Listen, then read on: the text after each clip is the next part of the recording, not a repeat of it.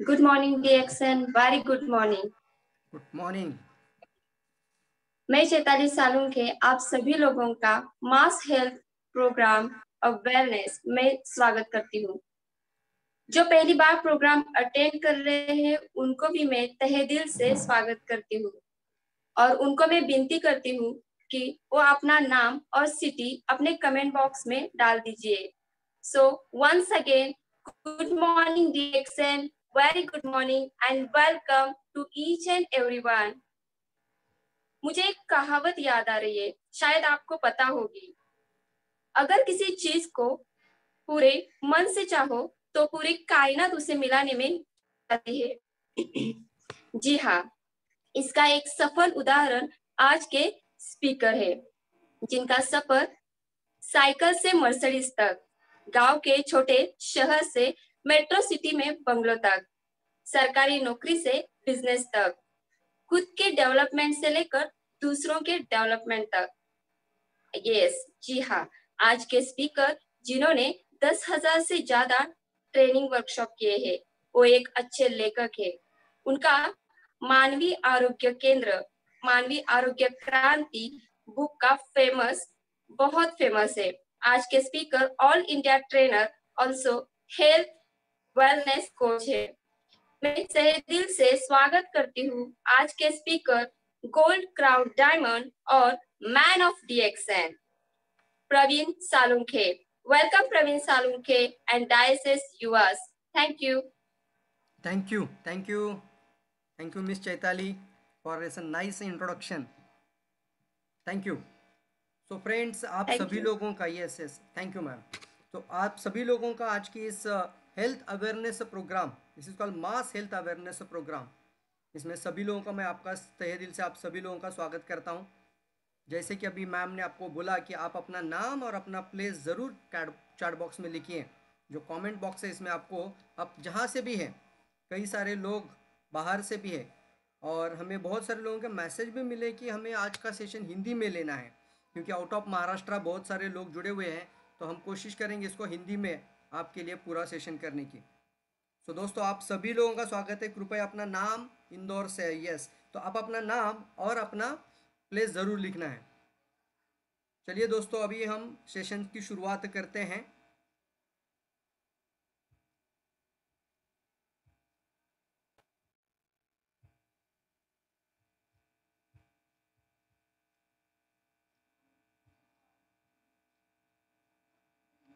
Welcome to all of you. दोस्तों, आप सभी लोगों का मास हेल्थ अवेयरनेस प्रोग्राम में आपका स्वागत है। मैं आप सभी लोगों का as a gold crown diamond DXN website की तरफ से, एक इंटरनेशनल ऑर्गेनाइजेशन की तरफ से आपका स्वागत करता हूं। दोस्तों, आज का जीवन और आज हम सभी लोग देख रहे हैं, और आज की मीटिंग का मकसद क्या है, हम सभी लोग आज ऑनलाइन पे और इस प्रोग्राम के अंदर आने का रीज़न क्या है। तो यहाँ पे आपको दिखाई दे रहा होगा कि सब कुछ होने के बावजूद भी अगर मनुष्य के पास स्वास्थ्य नहीं तो समझो उसके पास कुछ भी नहीं है। यानी हमें सबसे अगर कुछ खुशी देती है जीवन में, तो सबसे बड़ी खुशी अगर आती है तो हमारे अच्छे स्वास्थ्य के कारण ही आ सकती है। और सबसे बड़ा क्राइसिस अगर जीवन का कोई हमें पूछेगा कि सर आपने जीवन का सबसे बड़ा क्राइसिस क्या है, तो वो स्वास्थ्य है। यानी अगर हमें कोई भी एक ऑर्गन खराब हो जाए या कोई भी बीमारी बन जाए या कोई भी ऑपरेशन की नौबत आ जाए, तो हमारे जीवन में कितना भी पैसा रहने दो, उसकी हमें कभी भी हैप्पीनेस या खुशियाँ नहीं मिलेगी। तो हमें एक इम्पॉर्टेंट बात आज आपसे बहुत सभी लोगों से शेयर कर रहे हैं इस मास हेल्थ अवेयरनेस प्रोग्राम के द्वारा, the secret of healthy living. कई सारे लोग जीवन में स्वस्थ रहना चाहते हैं, तो आज कुछ आपको एक अल्टरनेटिव सॉल्यूशन के साथ स्वस्थ जीवन का रहस्य, इसके बारे में आज हम आपसे चर्चा करेंगे। और यही हमारा मकसद है, जिससे कारण हम पिछले 10-15 साल से इस सिस्टम के साथ जुड़े हुए हैं। आपको भी एक कारण आज एक बहुत मजबूत बना देगा कि हमें क्यों DXN सिस्टम के साथ लगे रहना चाहिए, और ऐसा क्या है कि जो बाकी सारी सिस्टम और बाकी सारी मिशन से DXN मिशन को अलग बनाता है। तो आप सभी लोगों का मैं फिर से स्वागत करूंगा। ये जो हम क्रांति देख रहे हैं, स्वास्थ्य क्रांति, और स्पेशली जिस ऑर्गेनाइजेशन के साथ मैं आज बात कर रहा हूँ आपके सामने, तो वो दुनिया की सबसे बड़ी स्वास्थ्य क्रांति बन चुकी है दोस्तों, जिसका wellness revolution through out the globe. ये कोई साधारण बात नहीं, आपके सामने कोई लोकल प्रोग्राम नहीं चल रहा है। आज जहां मैं आपसे बात कर रहा हूं तो इसी समय पे कोई ऑस्ट्रेलियन, कोई अमेरिकन, कोई चाइनीज, कोई जापानीज, कोई मलेशियन, कोई अलग अलग कंट्री के लोग आज इसी सेशन पे और इसी टॉपिक पे हर एक से बात करके उजागर कर रहे हैं और लोगों को जागरूक और सचेत किया जा रहा है कि अपना बीमार होने से पहले ही जाग जाओ। अगर स्वास्थ्य समस्याएं हैं तो हमें कुछ ऐसे रास्ते देखने चाहिए जिससे हम उससे जल्दी बाहर आने में अपनी खुद की मदद कर सकें। और ये सिर्फ भारत से जुड़ा हुआ इतिहास नहीं है दोस्तों, ये जो मैं आज आपसे बातें करूंगा, जो आपसे मैं आज इंफॉर्मेशन शेयर करने वाला हूँ आज के सेशन में, वो बल्कि पूरे नॉर्थ अमेरिका से लेके ऑस्ट्रेलिया तक जितने भी कॉन्टिनेंट वर्ल्ड के अंदर आते हैं और जितने भी कंट्रीज आते हैं, अबाउट द 200 कंट्रीज, इन सभी कंट्रीज में ये अवेलेबल हैं। आप जिस भी गांव से शहर से जुड़े हुए हैं तो आपको इस मीटिंग के पश्चात अगर जो भी चीज़ आपको लगती है कि हाँ ये सही है या अच्छा है, तो पूरी दुनिया में इसका प्रेजेंस आपके सामने है। बस एक ही चीज़ है, इसका कोई भी एडवर्टाइजमेंट पेपर में या टीवी में आपको नहीं दिखेगा, बट आपको जाग जाना ज़रूरी है, क्योंकि आपको अपने लिए पहले जानकारी लेकर फिर हम खुद की मदद कर सकते हैं और फिर कई लोगों की औरों की भी मदद कर किया जा सकती है। तो ये मैं हम दिखा रहे हैं आप सभी लोगों को कि आज हम बात करेंगे किसी दवाई के बारे में नहीं, स्वास्थ्य के बारे में बात करेंगे।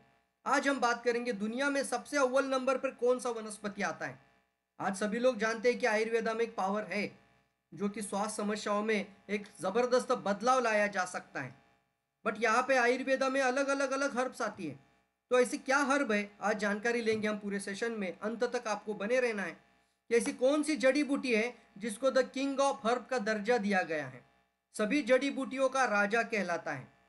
और आपको मैं एक स्क्रीन के ऊपर आपको पिक्चर दिख रही है एक वनस्पति के बारे में, और इसके बारे में थोड़ी डिटेल में चर्चा हम अंत में करेंगे इसके बारे में, ऐसा क्या है इस चीज़ में है कि जो आपके जीवन का एक स्वास्थ्य का रहस्य बनकर आ सकता है। इतना ही नहीं है दोस्तों, ये नीचे आपको एक दूसरा पिक्चर दिख रहा है, ये खुद की खेती और खुद का फार्मिंग और दुनिया का सबसे बड़ा लार्जेस्ट गैनोडर्मा फैक्ट्री बोला जाता है। यानी जो किंग ऑफ हर्ब है, जो जड़ी बूटियों का राजा है, उसका सबसे बड़ा लार्जेस्ट फैक्ट्री भी हम आपको दिखा रहे हैं यहाँ पे, ताकि आपको पता चले कि ये कोई साधारण कंपनी नहीं है, पूरे वर्ल्ड में ये छा चुका है ऑलरेडी। एक कुछ चीज़ें हम आज आपसे शेयर करेंगे जिसके अंदर आप देख रहे हैं बराक ओबामा जैसे इनकी फैमिली आज इनकी गुडविल एम्बेसडर थी, ममा सराह ओबामा, जो कि इस प्रोडक्ट की एम्बेसडर रह चुकी थी, जो कि 2000 से लेके 2009 से लेके 2019 तक पिछले 10 साल गुडविल एम्बेसडर का करार इनको दिया गया था।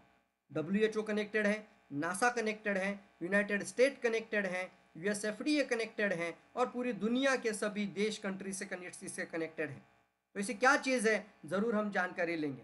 इसके साथ ही साथ मैं आपको दावा देता हूँ, आपको मैं उसको इसके बारे में ज़रूर कहना चाहूँगा, आप भी अपना एक कदम ज़रूर बढ़ाइए। ये जो बच्चे आपको स्क्रीन पर दिख रहे कुपोषित, इन बच्चों को भी कुपोषण से बाहर निकालने के लिए ऑलरेडी ये मिशन शुरू हो चुका है DXN के द्वारा, जो कि हम अपना खुद का थोड़ा सा प्रयास करते हुए इन बच्चों को कुपोषण से बाहर लेकर आ सकते हैं।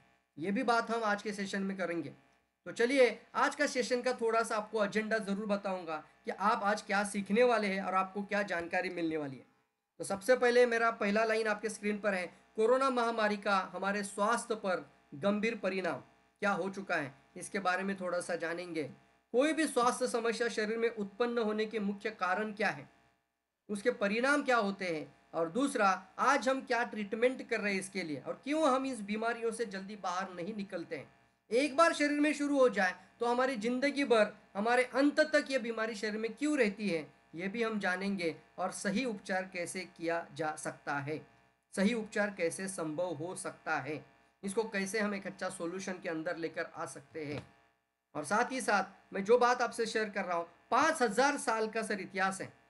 जैसे अगर हम एलोपैथिक ड्रग्स की बात करें या कोई दवाइयों की बात करें तो उसका हार्डली 200-250 साल का एक्सपीरियंस या फिर उसका 200-250 साल का अनुभव के साथ 200 साल का इतिहास होता है। लेकिन आज जो हम आपसे स्वास्थ्य के बारे में, जो रहस्य के बारे में जानकारी बताएंगे, उसका इतिहास 5000 साल पुराना है। कुदरत का इसको एक अनमोल खजाना भी बोला जाता है और यह इंसान के लिए एक अनमोल देनगी है। या यूं को तो भगवान ने इस चीज को निर्माण कर कर अपनी शक्ति का परिचय करा दिया है। दोस्तों दिव्य वनस्पति के बारे में जानकारी लेंगे। सिर्फ विश्व की यह सबसे बड़ी स्वास्थ्य क्रांति है। मैं आप सभी लोगों को इनवाइट करता हूं इस स्वास्थ्य क्रांति में, क्योंकि आज अगर हमारे जीवन में सबसे ज़्यादा इंपॉर्टेंट अगर कुछ है लाइफ में, सबसे महत्वपूर्ण अगर कुछ है जो कि पैसे से भी पहले आता है तो वो है हमारा और हमारे पूरे परिवार का एक अच्छा और एक परमानेंट, एक कायम स्वरूप, एक स्वास्थ्य, एक अच्छा और गहरा स्वास्थ्य हम सभी लोगों को चाहिए। और इतना ही नहीं है, आपको ये चीज़ अगर इसमें से कुछ परसेंटेज भी आपको लग रही है कि हाँ सर, जो आज आपने बताया वो बहुत ही इंपॉर्टेंट बातें हमसे शेयर की हैं, तो हम कई लोगों की मदद कर सकते हैं, तो हाँ दोस्तों, मैं ज़रूर आपको कहूँगा कि आपके आजू बाजू अगल बगल में कितने सारे लोग हैं जिनको आप इस मिशन के अंदर ज़रूर लेकर आ सकते हैं। थोड़ा सा हम अपने लिए जीवन जीते हैं, थोड़ा सा औरों के लिए सही। कुछ लोगों की मदद करिए, कुछ लोगों का दुख दूर करने में उनकी मदद करिए दोस्तों, क्योंकि अंधकार छाया हुआ है, क्या करे क्या नहीं करे पता नहीं है। जो बोला जाता है वो सब कुछ करने की ताकत है, बट एक रास्ता सही नहीं मिलता है तो लोग अंधकार में हैं। 10-10, 15-15, 20-20 साल उन स्वास्थ्य समस्याओं में घिरे पड़े हुए हैं। तो आपकी शायद एक कांटेक्ट की वजह से, आपके एक फ़ोन कॉल की वजह से उनके जीवन में बड़ा बदलाव लाया जा सकता है।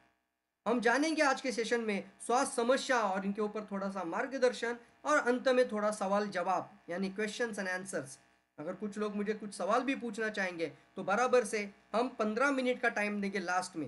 ये सेशन चलेगा 1 आवर 30 मिनट, तो 1 आवर 15 मिनट मैं आपसे बात करूंगा, और लास्ट के 15 मिनट हम आपसे बात करेंगे जो भी आपकी निजी समस्या है। तो आप कुछ लोगों को 15 मिनट में जितना हो सकता है उन लोगों से हम पर्सनली भी बात कर पाएंगे। तो चलिए, सबसे पहले सेशन की शुरुआत में आपको मैं लेके जाना चाहूँगा, और आज हम जिस सिचुएशन में हैं, सभी लोग लॉकडाउन है, वर्ल्ड लॉकडाउन है, सिर्फ हम नहीं हैं, पूरी दुनिया लॉकडाउन में है। और ये ध्यान रहे कि दुनिया लॉकडाउन के बाद भी पहले जैसी नहीं रहेगी। आज सभी लोगों को स्वास्थ्य के बारे में ये ऑलरेडी अवेयरनेस आ रहा है कि सबसे इम्पोर्टेंट है, सबसे इम्पोर्टेंट है। और ये अभी कोरोना ने तो हमें दिखा दिया है कि स्वास्थ्य बहुत ही ज़्यादा महत्वपूर्ण रखता है। ऐसा क्या हुआ है देखिएंगे हम, कि आज हम देख रहे हैं लॉकडाउन की वजह से आज कोरोना वायरस के साथ ही हमें जीवन जीना सीखना होगा। शायद लोगों को लगता होगा कि ये वायरस जा रहा है, लेकिन सर, जिनको ये वायरस ने पहले ही पकड़ लिया था, इन्फेक्ट हुए थे, उनको आफ्टर 3 मंथ भी इन्फेक्शन आने के चांसेस, उनको थोड़ा थोड़ा तकलीफ हो रहा है, क्योंकि उन लोगों का इम्यूनिटी ऑलरेडी डाउन है, इसकी वजह से उनको तुरंत हो चुका। और ये भी अभी डॉक्टर्स के द्वारा कहा जा रहा है कि हम परमानेंट हेल्दी रहेंगे, ऐसा कुछ नहीं है। अभी आपने 3 महीना अगर कोरोना से बाहर भी आए हैं तो भी हमें आने वाले समय में हेल्दी और एक अच्छा और एक ज़बरदस्त स्वास्थ्य की ज़रूरत है दोस्तों। तो दोस्तों, यह आपके लिए बहुत इंपॉर्टेंट लाइन है कि आने वाले समय में हमें इस कोरोना वायरस के साथ ही जीवन जीना है दोस्तों। ये कोरोना वायरस का हमारे स्वास्थ्य के ऊपर जो सबसे बड़ा गहरा जो अभी परिणाम हुआ है, तो कोरोना वायरस का हमारे स्वास्थ्य के संबंधी जो गंभीर परिणाम हो चुका है, तो यहाँ पे हम देख रहे हैं कि करोड़ों लोगों की मरने की संभावना बढ़ चुकी है। बहुत सारे व्यवसाय में काफ़ी नुकसान आ चुका है। आज हम देख रहे हैं कि कई सारे लोगों की समस्याएं बढ़ रही है, लाखों लोग मरने की संभावना बढ़ रही है। ये कोरोना एक अलग तरह का टेस्ट ही ले लिया हम सभी लोगों का, कि कौन हेल्दी है कौन अनहेल्दी है, किसका लाइफस्टाइल अच्छा है, किसकी जीवन शैली अच्छी है, किसकी जीवन शैली अच्छी नहीं है, कौन अपने स्वास्थ्य का ख्याल रखता है और कौन अपने स्वास्थ्य का ख्याल नहीं रख पा रहा है। क्योंकि ये वायरस सभी जगहों पे फैल चुका है।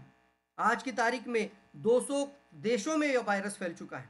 आज की तारीख में कुछ स्टडीज दिखाना चाहता था, लेकिन मैं डिटेल में ये आपको लाइव नहीं लेके जाना चाहूँगा, मैं सेशन के अंदर रहूँगा आपके साथ।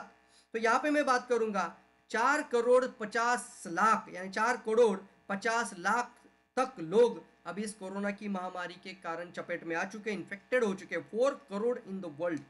और उसमें से कितने सारे लाखों लोगों की डेथ भी हो चुकी है। तो यहाँ पे हम देख रहे हैं कि ये टेस्ट ही ले चुका है, कोरोना वायरस ने हमारे टेस्ट लिए हैं कि हमारी इम्यूनिटी सबसे ज़्यादा इंपॉर्टेंट है। समाज में स्वास्थ्य को लेकर एक विशेषता जागरूकता आ चुकी है, सिर्फ कोरोना ही नहीं। हाँ दोस्तों, जो कोरोना वायरस की हम बात करते हो तो आंखों से दिखाई भी नहीं देता। इसने अगर इतना बड़ा, मतलब इतना बड़ा महामारी फैला सकता है, तो आप सोचिए, हमारे शरीर का सर से लेके पांव तक हर हिस्सा इंपॉर्टेंट है। जो आंख से दिखता नहीं है, वो वायरस अगर इतना बड़ा ये तहलका मचा सकता है, तो क्या आपका पूरा शरीर इंपॉर्टेंट है? मैं आपको सवाल पूछूंगा, सिर्फ आपका कोई एक स्वास्थ्य की समस्या इंपॉर्टेंट है या पूरा शरीर इंपॉर्टेंट है? आप मुझे बताइए दोस्तों। चैट बॉक्स आपके लिए ओपन रखा है हमने, जो आप डायरेक्टली हमसे चैट बॉक्स में बात भी कर सकते हैं। तो आप मुझे बता सकते हैं what is important for you. कोई एक स्वास्थ्य समस्या इंपॉर्टेंट है या पूरा शरीर इंपॉर्टेंट है? Whole body, yes yes yes चोपे ma'am, whole body, the whole body is important. हमारा पूरा शरीर इंपॉर्टेंट है सर। आज एक डायबिटिक्स हो जाए, आदमी जिंदगी भर डायबिटीज डायबिटीज बोलते रहता है और फिर शुगर कम ज़्यादा हो रही है। लेकिन साहब, ये शुगर शरीर के कौन कौन से हिस्से में जा रही है, कौन कौन सी स्वास्थ्य समस्या इसके कारण बन रही है, इसकी तरफ ध्यान ही नहीं जाता है। और फिर एक स्वास्थ्य समस्या के कारण पूरा शरीर हमारा बीमारी के अंदर चला जाता है, एक एक ऑर्गन निकल कर मतलब फेल्योर होते जा रहे हैं। तो क्या इंपॉर्टेंट है हमारे लिए? सबसे ज़्यादा अगर कुछ इंपॉर्टेंट है तो हमारा पूरा शरीर। सभी लोग लिखना, ताकि हम आपसे इंटरेक्शन कर पाए, मेरी बात आप तक आ रही है, आपकी बात मेरे तक आ रही है। तो इसके लिए हमने ये चैट बॉक्स आपके लिए खुला रखा है, ताकि हम सभी लोग इंटरेक्शन भी कर पाए। तो जैसे हेल्थ वाइज है, वैसे वेल्थ वाइज भी बहुत बड़ी समस्याएं आ चुकी हैं। वेल्थ वाइज हम देख रहे हैं कि लोगों को आज बहुत सारे व्यवसाय बन चुके हैं, लॉकडाउन के कारण लोग घर से ही काम कर रहे हैं। आर्थिक मंदी जिसके कारण बहुत से नए नए स्टार्टअप जो आ रहे थे वो सारे बंद होते जा रहे हैं। और दोस्तों, ये हम देख रहे हैं कि कई सारे लोगों की नौकरियां चली गई हैं। कई सारे लोगों को आज एक पैसे की कमी का अनुभव हुआ है पिछले 6 महीने में। और कई सारे लोगों को पता भी चला है कि बॉस एक इनकम पर नहीं, ताकि हमें अलग इनकम के भी ऊपर भी जाना चाहिए, एक एक्स्ट्रा इनकम, एक पैसिव इनकम की तरफ जाना चाहिए। कई सारे व्यवसाय, बहुत सारे स्टार्टअप बंद हो चुके हैं। आजकल मालिक बोलता है नौकरी में कि आपको आना है तो आओ, मैं आपको निकाल नहीं दूंगा काम से, लेकिन आपको बिना पगार का काम कुछ महीने के लिए करना पड़ेगा, तो आपको मैं रख पाऊंगा, नहीं तो शायद आपको आधा या फिर आपको छोड़ दीजिए। क्या करें, नौकरी को बचाने के लिए कई लोगों ने आधा पेमेंट में या फिर बिना पेमेंट में भी काम किया है। तो यहाँ पे हम देख रहे हैं इतना सारा होने के बावजूद भी ये कोरोना का सब सिर्फ निगेटिव ही, नकारात्मक बात नहीं करना चाहूँगा, बट कुछ पॉजिटिव बातें भी हुई है। और पॉजिटिव बातों में हम स्मार्ट स्टार्टअप हो चुके हैं। दुनिया में पहले जीवन में जितना संभव नहीं था, उतनी संभव अभी अपॉर्चुनिटी बन चुकी है। लोग स्वास्थ्य के बारे में सजग तो हो ही रहे हैं, लेकिन साथ ही साथ एक नया स्टार्टअप जिसको हम बोलते हैं एक स्मार्ट स्टार्टअप ऑलरेडी पूरे वर्ल्ड में खुल चुका है। स्मार्ट स्टार्टअप, एक भाजी वाले भी अपने खुद के ऐप बनाकर अपना सामान एक स्मार्ट इंडिया के माध्यम से, स्मार्ट ऐप के माध्यम से वो अपना खुद का सामान बेचने की कोशिश कर रहे हैं। क्या हुआ है देखिए, हम भी अभी स्मार्ट बन चुके सारे लोग। अभी कितने सारे भाग से, यानी कितने सारे गांव से, शहर से, कितने सारे अलग अलग स्टेट से लोग अभी इस मीटिंग के अंदर आ रहे हैं। जिन जिनको ये मैसेज मिला था, ये सारे लोग इसके अंदर आ रहे हैं। हम चाहते तो शायद इस प्रोग्राम को टिकट भी रख सकते थे, लेकिन नहीं। अवेयरनेस का मतलब होता है जागृति, और जागृति में कभी हमें टिकट नहीं लेना चाहिए। वैसे देखा जाए तो ये जागृति के बाद भी आपको, ये आज के सेशन के बाद आप हमारे साथ बरकरार रह सकते हैं। तो देखिए दोस्तों, यहाँ पे हम देख रहे हैं, इंडिया सेंसेक्स रिपोर्ट क्या हो चुका है। पूरे भारत का मैं हेल्थ सिनारियो के बारे में बात कर रहा हूँ आपसे, जो कि अगर हम 120 करोड़ हमारी आबादी मान लेते हैं तो 90 करोड़ लोग अनहेल्दी है और 30 करोड़ लोग हेल्दी है। 90 करोड़ लोग अनहेल्दी का मतलब क्या है? 15 करोड़ से ज़्यादा लोगों को ऑलरेडी डायबिटीज़ हो चुका है, जिनको पता चला है कि I am a diabetic. 15 crore से ज़्यादा लोगों को ऑलरेडी मधुमेह की शिकायत बन चुकी है। और सर, मैं ये लाइन आपको सबके लिए कहना चाहूँगा कि 15 करोड़ को पता चला है। कतार में कितने लोग हैं? जैसे हम बोलते हैं ना, आप कतार में हैं, कृपया कुछ देर के लिए प्रतीक्षा करें। तो ऐसा क्या हो रहा है कि डायबिटीज़ कभी रातों रात नहीं होता है, उसको बनने के लिए 10-15 साल लगते हैं। और मधुमेह के कारण होने वाली मौत भी बहुत ज़्यादा है। डायबिटीज़ अभी बताया जाता है कि सेकंड लार्जेस्ट, मधुमेह अभी हम देख रहे हैं सेकंड लार्जेस्ट डेथ के अंदर आता है दोस्तों। जैसे देख रहे हैं, मधुमेह के कारण होने वाली मौतों की संख्या में तेजी से बढ़ रही है। पिछले 11 वर्षों में 50% मौतें, जीबीडी रिपोर्ट के अनुसार, जीबीडी यानी ग्लोबल बर्डन डिसीज के रिपोर्ट के अनुसार, डायबिटीज 11वें नंबर पे था, 11वें स्थान पर था, और अब वो 7वें नंबर पर आ चुका है मौत का सबसे बड़ा कारण। और एक डायबिटीज इंपॉर्टेंट नहीं है। अगर आप में से कई लोग इस प्रोग्राम में आए होंगे, अगर स्वास्थ्य समस्या का प्रोग्राम है, तो कुछ लोगों के लिए हेल्थ अवेयरनेस है। और अगर कुछ लोग ये भी बोलते होंगे कि सर मुझे डायबिटीज़ है, तो उनके लिए लाइन कहूँगा, आपके लिए सिर्फ डायबिटीज़ इंपॉर्टेंट नहीं है। डायबिटीज़ तो पैथोलॉजी ने नाम दिया है। आपके शरीर में क्या हो रहा है हम आपके सेशन में, आज के सेशन में जानेंगे। सिर्फ डायबिटीज़ इंपॉर्टेंट नहीं है, बल्कि आपका सर से बाल से पाँव के नाखून तक, ये स्किन से लेके आपके बोन यानी बोन मैरो तक, ये स्किन से लेके अंदर बोन मैरो तक पूरा बॉडी इंपॉर्टेंट है, जो कि डायबिटिक के कारण आज बहुत सारी कॉम्प्लिकेशंस का कॉम्प्लिकेशन का शिकार बनता जा रहा है। ये हम देख रहे हैं कि 15 करोड़ लोग डायबिटिक हो रहे हैं, 10 करोड़ लोग अस्थमेटिकली है इंडिया के अंदर। 10 करोड़ लोग सर, करोड़ों की तादाद में। भारत में कुल आबादी के 8% लोग अस्थमा से पीड़ित हैं और जिसमें 6% बच्चे तो 2% वयस्क हैं। छोटे बच्चों से लेके बुजुर्गों तक ये बीमारी बहुत चपेट में आ रही है। और अभी तो हमने ये भी देखा कि जो कोरोना वायरस के कारण अभी जो ज़्यादा से ज़्यादा लोगों का प्रॉब्लम ज़्यादा क्रिएट हुआ, और वो था कोरोना वायरस। सिर्फ वायरस नहीं था, इसने किसी एक अंग को जाकर पूरी तरीके से डैमेज किया, और वो है लंग्स।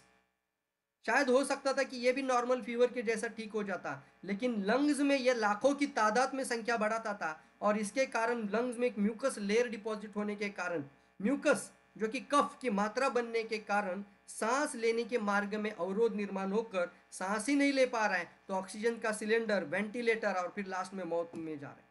किसको हुआ ज़्यादा समस्या? अस्थमेटिक प्रॉब्लम था, डायबिटिक प्रॉब्लम था, हार्ट की प्रॉब्लम थी, ब्लड प्रेशर की प्रॉब्लम थी। इन लोगों को ज़्यादा ये समस्या का प्रॉब्लम हुआ। क्या आप चाहते हैं कि आने वाले समय में कोई भी रोग जीवन में ना आए? आप चाहते हैं? मुझे ज़रूर लिखना है चैट बॉक्स में, सर बीमार होने के बाद जाग जाना चाहिए कि बीमार ना हो इसके लिए जाग जाना चाहिए। आज देख रहे हैं हम, ये समस्या हमारे शरीर में आने के बाद नहीं जागना है हमें, ये ना हो इसके लिए। कोई भी बीमारी बोल रहा हूँ, नॉट ओनली एक सिंगल डिसीज के बारे में बात नहीं करेंगे। आज बात चलेगी पूरे शरीर के बारे में, और सॉल्यूशन रहेगा पूरे शरीर का, ओवरऑल बॉडी का, पूरे शरीर का समाधान आज के सेशन में आपके पास है। तो देखिए यहाँ पे दोस्तों, 18 करोड़ लोग अर्थराइटिस के शिकार बन चुके हैं। अर्थराइटिस, संधिवात, जो कि एक ज्वाइंट से शुरू होता है और पूरे ज्वाइंट में फैल जाता है दोस्तों। ये बीमारी अभी बदलते परिवेश में बीमारी युवाओं को भी चपेट में लेती जा रही है। पहले ज़माने में बोलते थे 60-70 के बाद होता है। कुछ लोग बोलते थे ये बीमारी थोड़ा बुढ़ापे की बीमारी है, तब जाके ज्वाइंट दर्द होंगे। नहीं सर, अभी इतना सारा नॉनवेज लोग खा रहे हैं, फास्ट फूड खा रहे हैं, जंक फूड खा रहे हैं, कुछ सारे लोगों के पास लाइफस्टाइल नहीं बन चुकी है दोस्तों, और इसकी वजह से ये यूरिया का मात्रा, यूरिक एसिड का मात्रा ये ज़्यादा होने के कारण जॉइंट के अंदर ये यूरिक एसिड बनते जाएगा, और फिर जोड़ों में दर्द, और फिर पूरा शरीर एक जॉइंट से शुरू होगा और सारे के सारे जितने भी जॉइंट शरीर के अंदर हैं वहाँ पे ये बीमारी फैल जाता है। उसको हम बोलते हैं अर्थराइटिस, संधिवात, जो कि 25 से 30 साल की युवाओं में बढ़ रहा है। 25 से 30 साल की युवाओं में बढ़ रहा है। 12 करोड़ लोग ये हिंदुस्तान के अंदर हम देख रहे हैं जिनको किडनी की शिकायत बन चुकी है। मैं ये बोल रहा हूँ कि इनको ऑलरेडी हो चुका है। तो आप अंदाज़ा लगाना कि अगर 12 करोड़ लोगों को पता चला कि हमें किडनी फेल है, तो चपेट में आने वाले लोग तो 12 करोड़ है, लेकिन इसके कतार में कितने लोग होंगे, लाइन में कितने लोग हैं जो कि अभी 10%, 15% या 20% पहुंच चुके हैं, अभी तक उनको पता ही नहीं कि किडनी कितना इंपॉर्टेंट है, और आगे जाके किडनी फेल्यूर भी हो सकता है। इसलिए हम बोलते हैं कि यहाँ पे कोई भी रोग शरीर में आ रहा है वो कभी भी आपको बुलावा देकर या इनविटेशन देकर नहीं आएगा, लेकिन जब आ जाएगा तब शरीर के अंदर छा जाएगा। यहाँ पे हम देख रहे हैं कि देश की करीब 10% आबादी किसी ना किसी तरीके से ये क्रॉनिक किडनी डिसीज, सीकेडी से पीड़ित हैं। और यहाँ पे देखा जाए तो पूरी पॉपुलेशन की 10% आबादी आज इस बीमारी के साथ है। और मधुमेह में 40% जो को बोला जाता है, मधुमेह में 40% और उच्च रक्तचाप में 20% का खतरा बढ़ चुका है। मधुमेह बीमारी में 40% और उच्च रक्तचाप में 20% लोग। कैंसर, जो कि पहले ज़माने में शायद पता ही नहीं चलता था लोगों को कि कैंसर हुआ और कैंसर के कारण कुछ हुआ बीमारी, आज हम देख रहे हैं एक ऐसा शुगर ब्लड प्रेशर के जैसा आम बनते जा रहा है। क्यों हो रहा है ये सब कुछ है, सब कुछ जानेंगे, लेकिन जानना ज़रूरी है कि हमारे देश की हालत क्या है, हम कौन सी स्थिति में जी रहे हैं और कौन सी दशा में जा रहे हैं। भारत के 10% लोगों पर लटक रही है कैंसर की तलवार। ये सारा जीबीडी का रिपोर्ट है, ग्लोबल बर्डन डिसीज। ये सारी की सारी आप विकिपीडिया में जाकर निकाल लीजिए जानकारी, कितने सारे लोगों को समस्या हो रही है। कैंसर की तलवार मतलब 10% लोगों पर लटक रही है कैंसर की तलवार। अगर 100 लोग हैं तो उसमें से 10 मतलब 90 लोग बाजू में रखिए, 10 लोगों पर, ये कौन भी हो सकता है, किसी का भी नंबर आ रहा है। क्योंकि ये कैंसर के मामले में अगर देखा जाए तो ये किसी भी कारण से होता है। पहले ज़माने में लोग कहते थे कि ये तंबाकू, दारू, सिगारेट से होता है। अभी तो हवाओं में भी, हवा में भी, पानी में भी, खुराक में भी कार्सिनोजेनिक फैक्टर्स आ रहे हैं। ये क्या करते हैं शरीर में, ज़रूर जानेंगे दोस्तों। मामले 1000 से ज़्यादा लोग हो रहे हैं, 1000 से ज़्यादा प्रतिदिन। हाँ दोस्तों, 1000 से ज़्यादा, इसका मतलब होता है एक दिन में आपके घड़ी में जितने मिनट आते हैं उतने मिनट्स, हर मिनट में एक व्यक्ति की मौत यह कैंसर के कारण होती जा रही है। हृदय रोग, जो कि वर्ल्ड लार्जेस्ट, इसको सीवीडी यानी कार्डियोवास्कुलर डिसऑर्डर, दुनिया के सबसे पहला मौत का कारण बोला जाता है। अगर कोई लोगों की डेथ होती है तो पहले नंबर पे अगर कौन सा बीमारी आता है जिसके कारण मौत होती है, तो वो आपके सामने हृदय रोग। भारत के हृदय रोग अस्पताल में हर साल 2 लाख से ज़्यादा हो रही है ओपन हार्ट सर्जरी। अब कुछ लोग बोलेंगे सर ये तो हमारा अच्छा प्रोग्रेस होते जा रहा है, एक अस्पताल में एक साल में 2 लाख से ज़्यादा ओपन हार्ट। हाँ, हो सकता है कि एक मेडिकल सिनारियो के अंदर ये प्रगति है, एक साल में 2 लाख लोगों का, लेकिन सर हम जीवन है, हमारा मानवीय जीवन है, हम सभी स्वस्थ रहना चाहते थे। हमारा मेन कंसर्न, हमारा मेन प्रेरणा सोर्स जीवन का यही प्रेरणा स्रोत रहा है कि हम कभी भी बीमार ही ना हो। लेकिन आज 2 लाख हर साल में ओपन हार्ट सर्जरी एक अस्पताल में हो रहा है, तो वर्ल्ड इंडिया के अंदर क्या सिचुएशन है। हेल्थ सिनारियो अभी इतना मतलब खराब होते जा रहा है कि राष्ट्रीय ग्रामीण स्वास्थ्य मिशन के तहत, इंडियन हेल्थ सिनारियो के अंदर और नेचुरल रूरल हेल्थ मिशन के अंदर, यहाँ पे सारी दुनिया नहीं बता रहा हूँ, लेकिन कम से कम अगर भारत की बात करूँ तो हमारे पंत प्रधान नरेंद्र मोदी जी या फिर बहुत सारे ऑर्गेनाइजेशन के द्वारा ये ऑलरेडी कह रहे हैं कि अभी बीमार नहीं होना है, बीमार होने से पहले जाग जाओ। यहाँ पे ऑलरेडी ये कह दिया है कि जितने डॉक्टर्स है उतने मरीज को हम हैंडल नहीं कर पाते हैं।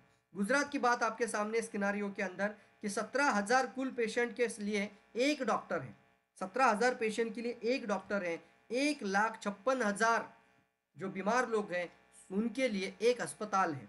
हर एक स्टेट का आप निकाल कर लेकर आ सकते हैं the scenario of the our state. और क्रिटिकल इलनेस इन इंडिया, पहले ज़माने में कुछ लोगों को हमें पता था उम्र ज़्यादा होने के कारण मौतें होती थी, लिव लॉन्ग। लोगों के लिए पहले कैसा था, पहले का जीवन ऐसा था कि 120 साल 130 साल अच्छा जीवन जीते थे लोग, अच्छा जीवन जीते थे, उनको कोई बीमारी रोग पता ही नहीं चलता था दोस्तों। लेकिन आज 30 में टाटा फिश और 60 में हाथ आ रही है पूरी तरह से स्टिक। ये सिचुएशन खराब बहुत कमज़ोर होती जा रही। क्यों? क्योंकि 120 साल हमारा शरीर, इस इंसान का शरीर 120 साल एक फिजियोलॉजिकल जिसको हम बोलते हैं, एक बॉडी के अंदर का जो पैथोलॉजिकल एज होता है, वो हमारा बॉडी जो है 120 साल, हमारे जो कोष होते हैं 120 साल जीवन जीने के लिए तैयार है। बट अभी ऐसा क्या हुआ है कि पहले 120 साल जीते थे, अभी 30 में टाइफाइड है और 60-70 में हो रही है मौतें। सामने आपके फिगर हैं, मैं कोई मनगढ़ंत बात नहीं बता रहा हूँ दोस्तों, और ना ही मैं आपको कोई डराने की कोशिश कर रहा हूँ, लेकिन मैं आपको सचेत जरूर करना चाहूँगा। यहाँ पे मैं कोई आपको फियर नहीं देना चाहता, लेकिन मैं सचेत जरूर करना चाहूँगा आपको कि क्रिटिकल इलनेस का मतलब था कि पहले लोग बोलते थे कि ज़्यादा उम्र के कारण मौत, लेकिन अभी ऐसा नहीं है। अभी देखिए आपके सामने आंकड़े हैं कि क्रिटिकल इलनेस यानी estimated death per year and average cost of the treatment, हमारे भारत का ये सिनारियो है एस्टिमेटेड डेथ पर ईयर। तो ये देख रहे हैं हम कि सबसे ज़्यादा नंबर 1 पे है कार्डियोवास्कुलर डिसऑर्डर, कार्डियोवास्कुलर डिसीज यानी हृदय रोग, जो कि हार्ट अटैक के कारण जो लोगों की डेथ हो रही है, वो एक साल के अंदर 24 लाख लोगों की मौत हो रही है दोस्तों। एक साल में 24 लाख, इसको आप एक महीने में, एक साल में, सॉरी एक घंटे में और फिर एक मिनट में भी निकाल सकते हैं। एवरी मिनट 4 लोगों की डेथ बिकॉज ऑफ द हृदय रोग के कारण हो रही है। और उसके बाद कैंसर आ रहा है दूसरे नंबर पर। पहले हम बोलते थे ना कि जो हार्ट अटैक के बाद था फिर दूसरे कोई बीमारियां होगी, लेकिन अभी ये नंबर 2 पे आ रहा है कैंसर, क्योंकि हर मिनट में एक व्यक्ति की मौत हो रही है भारत में कैंसर के कारण। तो यहाँ पे हम देख रहे हैं ये क्यों हो रहा है। ये देख रहे हैं हम आपके सामने 80% वर्ल्ड डेथ, दुनिया में जो 80% मौत हो रही है उसका सबसे पहला रीजन है कार्डियोवास्कुलर डिसऑर्डर, कार्डियक फेल्यूर। और इंडिया में एक मिनट में 4 लोगों की डेथ, एक मिनट में 4 लोगों की डेथ हो रही है। अगर हम 10-15 मिनट बात कर रहे हैं तो 10 मिनट में 40 लोगों की डेथ हो चुकी ऑलरेडी। 10 लोग में से मतलब 10 मिनट में 40 लोग स्वर्गलोक पहुंच गए बिकॉज ऑफ द हृदय रोग। तो ये हम देख रहे हैं ये क्यों हो रहा है, ऐसा क्या कारण है कि इसके पीछे ये सबसे नंबर 1 पे जा रहा है और ये क्यों ऐसा हो रहा है। तो सबसे पहले आपके सामने स्क्रीन पर है वाई दिस इज हैपनिंग, ये होने का रीजन क्या है दोस्तों।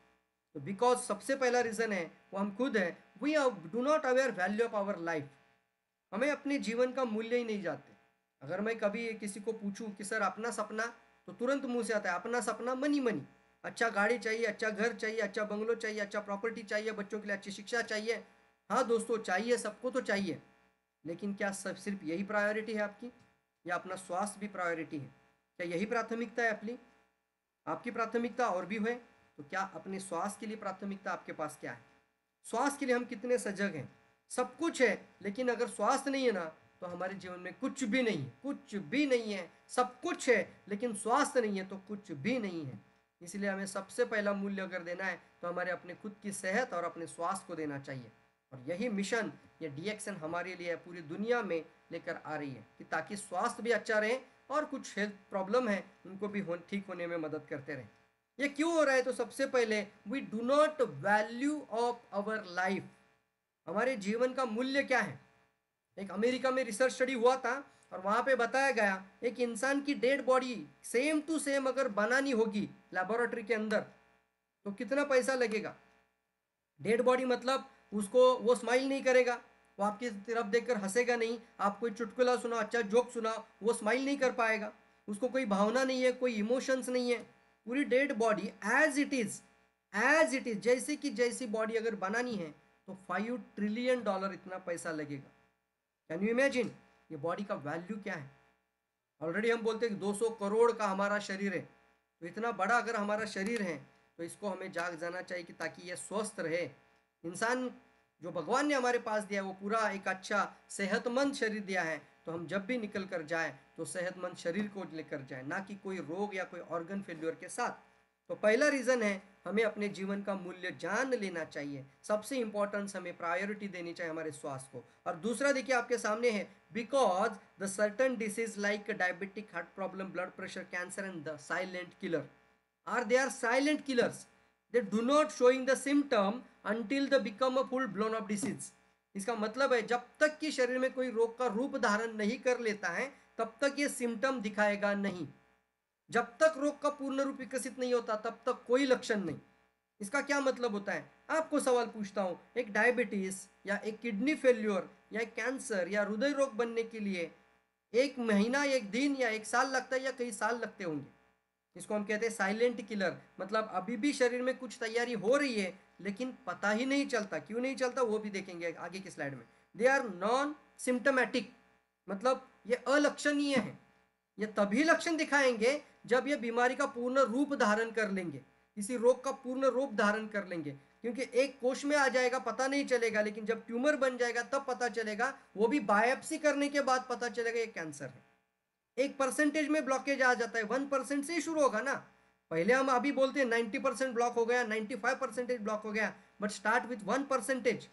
जो 1% से शुरू हुआ उसके बाद भी बढ़ते गया, फिर 20%, 40%, 60%, 80% और फिर 99% आने के बाद ही आ जाते हैं हार्ट अटैक्स। तभी तक पता चलता ही नहीं है, इसी को हम बोलते हैं साइलेंट है। डायबिटीज जैसे हम बोलते हैं कि शरीर में शुगर डिपॉजिट होती जा रही है, कोई ऑर्गन बॉडी के अंदर खराब होते जा रही है, लेकिन शुरुआत किसी ना किसी एक सेल के अंदर होती है। ये स्लाइड अगर आपकी समझ में आ जाए तो हमारा मिशन जो DXN का है पूरी दुनिया के लिए, आप भी हमारे साथ जुड़कर कई सारी लोगों की मदद कर सकते हैं। दोस्तों मैं आपको इन्वाइट कर रहा हूँ आज के सेशन में, ये समझ लीजिए इस बात को कि सबसे क्या इंपॉर्टेंट है। आप मुझे सवाल पूछूंगा, आप मुझे जवाब जरूर देना कि हमारा शरीर जो बना है, इंसान का जो शरीर बना है, वो माता का एक कोष और पिता का एक कोष से एक जाइकोट बोला जाता है। उसके बाद कोशियों का समूह यानी टिश्यूज बन जाते हैं, उसके बाद एक ऑर्गन बनता है, उसके बाद पूरा सिस्टम और पूरा शरीर। क्या मतलब है इसका? हमारा पूरा शरीर बनने के लिए 9 महीना 9 दिन का समय लगता है दोस्तों। और ये बनने के लिए हम देख रहे एक सिंगल सेल से बनता है। जन्म कहाँ से हुआ? एक सिंगल सेल से। जब ये एक टिश्यूज था, टिश्यू का मतलब क्या था? 2 महीना 3 महीने के बाद एक मांसल गोला रहता है पेट के अंदर माँ के। एक सिंगल सेल से हमारी जीवन की शुरुआत होती है। हमारा बॉडी अगर अंदर से आप पूरी तरीके से इसको कट करते यानी सेक्शन करते ना, तो अंदर अगर बॉडी के अंदर जाकर देखेंगे तो डायबिटीज दिखेगा क्या? बिल्कुल नहीं दिखेगा। आपको वहां पे हार्ट अटैक दिखेगा? बिल्कुल नहीं दिखेगा। थायराइड दिखेगा, अस्थमा दिखेगा, किडनी फेल्योर दिखेगा। क्या दिखेगा आपको? साहब आपको दिखेगा सिर्फ आपके कोष, शरीर के अंदर दिखेंगे सिर्फ सेल्स। तो अगर आप यहाँ पे इस डायग्राम को समझ रहे हैं कि अगर हमारा पूरा शरीर, ये जितना शरीर अंदर बंद है, ये हमारे सर से बाल से लेके पाँव के नाखून तक पूरा का पूरा बॉडी अगर कोशिकाओं का ही बना हुआ है, तो आपको एक सवाल पूछूंगा जरूर, कोई भी रोग रातों में नहीं आएगा। सबसे पहले खराब क्या होगा? एक सिंगल सेल। पहले कहा होगा एक सिंगल सेल। एक सेल से जब खराबियां बढ़ती जाएगी, एक सेल जो कि आंखों को नहीं दिखता, एक सेल के बाद टिश्यूज डैमेज होते हैं, टिश्यूज के बाद ऑर्गन कमजोर होने लगते हैं, अवयव कमजोर होने के बाद सिस्टम डैमेज होने लगता है। अब पता कर रही है कि जब हमें बीमारी का पता चलता है तब सिचुएशन कौन सी होते हैं? एक सेल में पता चलता है या ऑर्गन खराब होने के बाद या सिस्टम खराब होने के बाद पता चलता है? बताइए मुझे आप लोग चैट बॉक्स में, जो भी सुन रहे हैं, नया लोग भी इस सवाल का जवाब आसानी से दे सकता है कि सर एक सेल में सिस्टम, एक सेल में जब शुगर आ जाती है, एक सेल में हमारे कोलेस्ट्रॉल बन रहा है, एक सेल में यूरिक एसिड आ रहा है, एक सेल में हमारे बॉडी में टॉक्सिन का लोड बढ़ रहा है, कचरा आ रहा है, एक सेल डैमेज हो रहा है, पता चलेगा हमें बीमारी है? नहीं। कोई रोग का लेबल लगेगा? बिल्कुल नहीं। कब पता चलेगा? एक सेल खराब होने के बाद या पूरा सिस्टम डैमेज होने के बाद? कब पता चलता है हमें बीमारी है?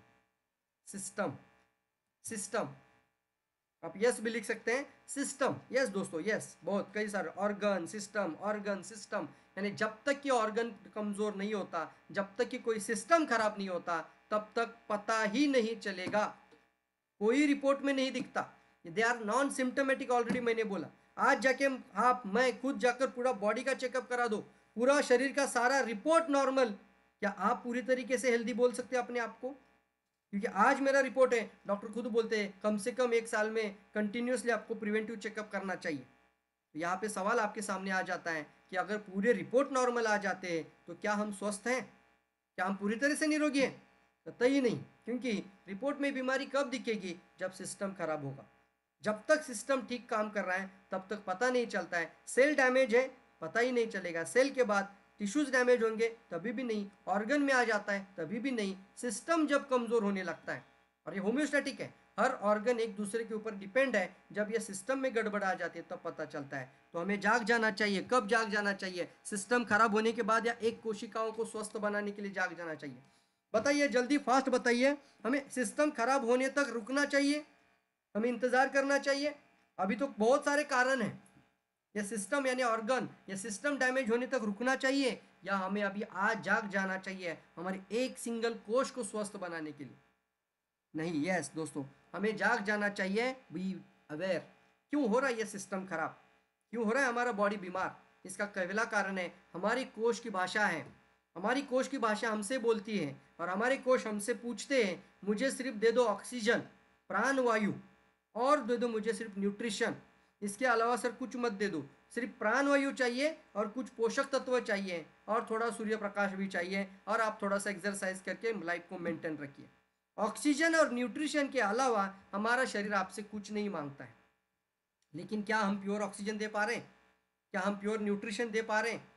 क्या हमारे शरीर में जो जा रहा है वो प्योर है? जो हवा ले रहे हैं, जो पानी ले रहे हैं, जो खुराक ले रहे हैं, जो भी खाना खा रहे हैं, जो भी सब्जियां खा रहे हैं, वो 100% प्योर है? अभी तो अलग अलग नाम के केमिकल आ चुके हैं, कॉपर सल्फेट, कितने सारे हैं, कॉपर कार्बाइड, यानी इसको और भी बोला जाता है कि ऑक्सीटोसिन्स, ऐसे अलग अलग दवाइयाँ बन चुकी हैं, हार्मोनल मेडिसिन बन चुके हैं, जो किसी भी हर्ब को, जो आपको पीला चाहिए पीला बना देंगे, हरा चाहिए हरा बना देंगे, लाल चाहिए लाल बना देंगे केमिकल से। और आज का इंसान ही इंसान का दुश्मन बनते जा रहा है, बिकॉज अभी सभी लोगों को घई है। हवा में प्रदूषण तो बन चुका है ऑलरेडी, 8,000 प्रकार का केमिकल है। पानी में भी आ चुका है बहुत सारा टॉक्सिन्स, टॉक्सिन्स यानी तत्व खराब। और फिर आता है हमारा अन्न यानी खुराक, जो भी खाना खा रहे हैं, पेट तो भर रहा है लेकिन कोशिकाओं को जा रहा है सिर्फ विषैले तत्व, टॉक्सिन, विषैले कारण, जिसके कारण एक एक कोशिकाएं हो रही है बीमार, जिसके कारण कोशिकाओं की ऑक्सीजन लेने की क्षमता हो रही है कम, जिसके कारण कोशिकाओं की न्यूट्रिशन लेने की क्षमता हो रही है कम। एक कोशिका कमजोर तो फिर धीरे धीरे जाके एक सिस्टम कमजोर। तो शुरुआत होती है एक सिंगल सेल में। यह बाहरी कारण है। तंबाकू, दारू, सिगरेट खुद के हाथ से डालते हैं, बाहर से डाल रहे हैं, उसको हम बाहरी कारणों को बोलते हैं। इसको बोलते हैं एक्सटर्नल रीजंस। पहला है एक्सटर्नल टॉक्सिन्स। तो रोग निर्माण होने का मुख्य कारण बताया जाता है और वो है toxins in our body cells, विषैले तत्वों का भार हमारी कोशिकाओं के अंदर बढ़ते जाना। तो पहला है एक्सटर्नल रीजंस, आपके सामने एक्सटर्नल टॉक्सिन्स बोला जाता है। दो प्रकार आते हैं, एक्सटर्नल टॉक्सिन्स, दूसरा इंटरनल है। What is mean by internal? हमारे शरीर में तैयार होंगे और शरीर को नुकसान करेंगे। एग्जाम्पल, हमारे शरीर में एसिड बनता है, जो भी खाना खाएंगे एसिड कहाँ बनेगा? शरीर में बनेगा, लेकिन लेवल में रहना चाहिए। जब ये लेवल से ज़्यादा बन जाएगा तो यही एसिड आपकी बॉडी के लिए पूरा रोग का कारण बन जाता है, यही एसिड आपके लिए टॉक्सिक बन जाता है। शुगर चाहिए कि नहीं चाहिए? चाहिए सर, शुगर तो ज़रूरत है। मैं बोल रहा हूँ मेरी शरीर शुगर इस्तेमाल कर रहा है अभी तो, लेकिन ये शुगर की मात्रा लेवल से ज़्यादा निकल कर जाएगी तो ये बन जाएगी हमारे लिए खुद के लिए टॉक्सिक। कोलेस्ट्रॉल चाहिए, नहीं होगा तो इंसान कोमा में चला जाएगा। ज़रूरत है चर्बी का शरीर के अंदर, फैट्स का होना, लेकिन ये अगर किसी रक्तवाहिनी के बीच में आ जाती है और कहीं पे सप्लाई जाना बंद, तो वहाँ पे हृदय रोग, पैरालिसिस, ब्रेन स्ट्रोक होने का रीज़न ये आपके सामने स्क्रीन पर दिख रहा है कि ये एक एक्सटर्नल रीजंस है और कुछ इंटरनल रीजंस है। शरीर में बनता है यूरिक एसिड जो कि किडनी फेल्यूर का कारण बन सकता है। जो भी शरीर में बन रहा है वो मात्रा से ज़्यादा बन जाए, लेवल से ज़्यादा, अति सर्वत्र वर्जते, तो जो शरीर में सबसे ज़्यादा मात्रा में बनता है वो शरीर के लिए कितना नुकसानदायक होता है, वो किसके लिए है? वो एक सिंगल सेल के लिए। पहले मैं बता रहा हूँ एक सिंगल सेल, आज शायद आप पहली बार ये सेल्यूलर थेरेपी जान रहे हैं, एक सिंगल सेल की भाषा को जान रहे हैं। वो भाषा यानी वो आपसे बात करता है कि मुझे आप इतना टॉक्सिन दे रहे तो सिस्टम खराब होने तक क्यों रुकते हो। कुछ लोग बोलेंगे सर बचपन से लेके मैं ये कर रहा हूँ। आप अगर इसका जवाब देंगे सर मैं तो बचपन से कभी ना कभी तंबाकू लिया है, मिश्री लिया है, या फिर मैं कभी कभी ड्रिंक भी बहुत सारा लेता हूँ, लेकिन अभी तक तो कोई बीमारी नहीं है। आप बोलेंगे दूध का चाय नहीं पीना चाहिए, लेकिन मैं तो बचपन से दूध की चाय पीता हूँ। तो इसका जवाब क्या है आपके पास? आप बोलेंगे सर ये पोल्यूशन में रहता हूँ, और आपने बोला कि मैं तो उसी वातावरण में हूँ, मैं दिल्ली में रहता हूँ, मैं मुंबई में रहता हूँ, मैं पूना में रहता हूँ, मैं कोलकाता में रहता हूँ, फिर मुझे क्यों नहीं बीमारी हुई अभी तक? इसका भी कारण आपके सामने है, वो स्क्रीन के ऊपर है। क्योंकि बीमारी तब रूप धारण करेगी जब वो अपना रूप विकसित कर लेगी। सिंपल लाइन है, तब पता चलेगा जब तक रूप ही नहीं बन जाता, मतलब जब तक कि वो फुल ब्लोन ऑफ डिसीज जब तक नहीं बनता। इसका मतलब है आपके शरीर में और हमारे शरीर में एक होती है टॉक्सिन थ्रेशोल्ड लेवल, जिसको हम बोलते हैं टॉक्सिन थ्रेशोल्ड। का मतलब क्या होता है कि जब तक ये थ्रेशोल्ड लेवल के नीचे कचरा है पता ही नहीं चलेगा। इसका मतलब बोला जाता है एक बॉर्डर लाइन, जब तक ये नीचे है समझ में नहीं आएगा। इसका मतलब है या नहीं है लेकिन कहाँ है? ये लाइन के नीचे ही। आपकी इम्यूनिटी लाइन भी बोल सकते हैं आप इसको। हर एक का अलग अलग है ना, हर एक की क्षमता अलग अलग है इम्यूनिटी की। तो किसी के लिए लाइन यहाँ पे है, किसी के लिए लाइन यहाँ पे है, और किसी के लिए लाइन यहाँ पे चली गई है, और किसी के लिए पूरी नीचे भी आ चुकी है। क्या होता है? ये टॉक्सिन का लोड, जो भी कचरा मैंने नाम दिया, जो टॉक्सिन मैंने अभी बात की है, जो बीमारी के जो कारण, जड़ जो है, रीजन जो है, वो धीरे धीरे बढ़ते जा रहे हैं। हमारा लाइफस्टाइल, हमारा स्ट्रेस, तनाव, टेंशन, कितना सारा टॉर्चर बॉडी के ऊपर हो रहा है।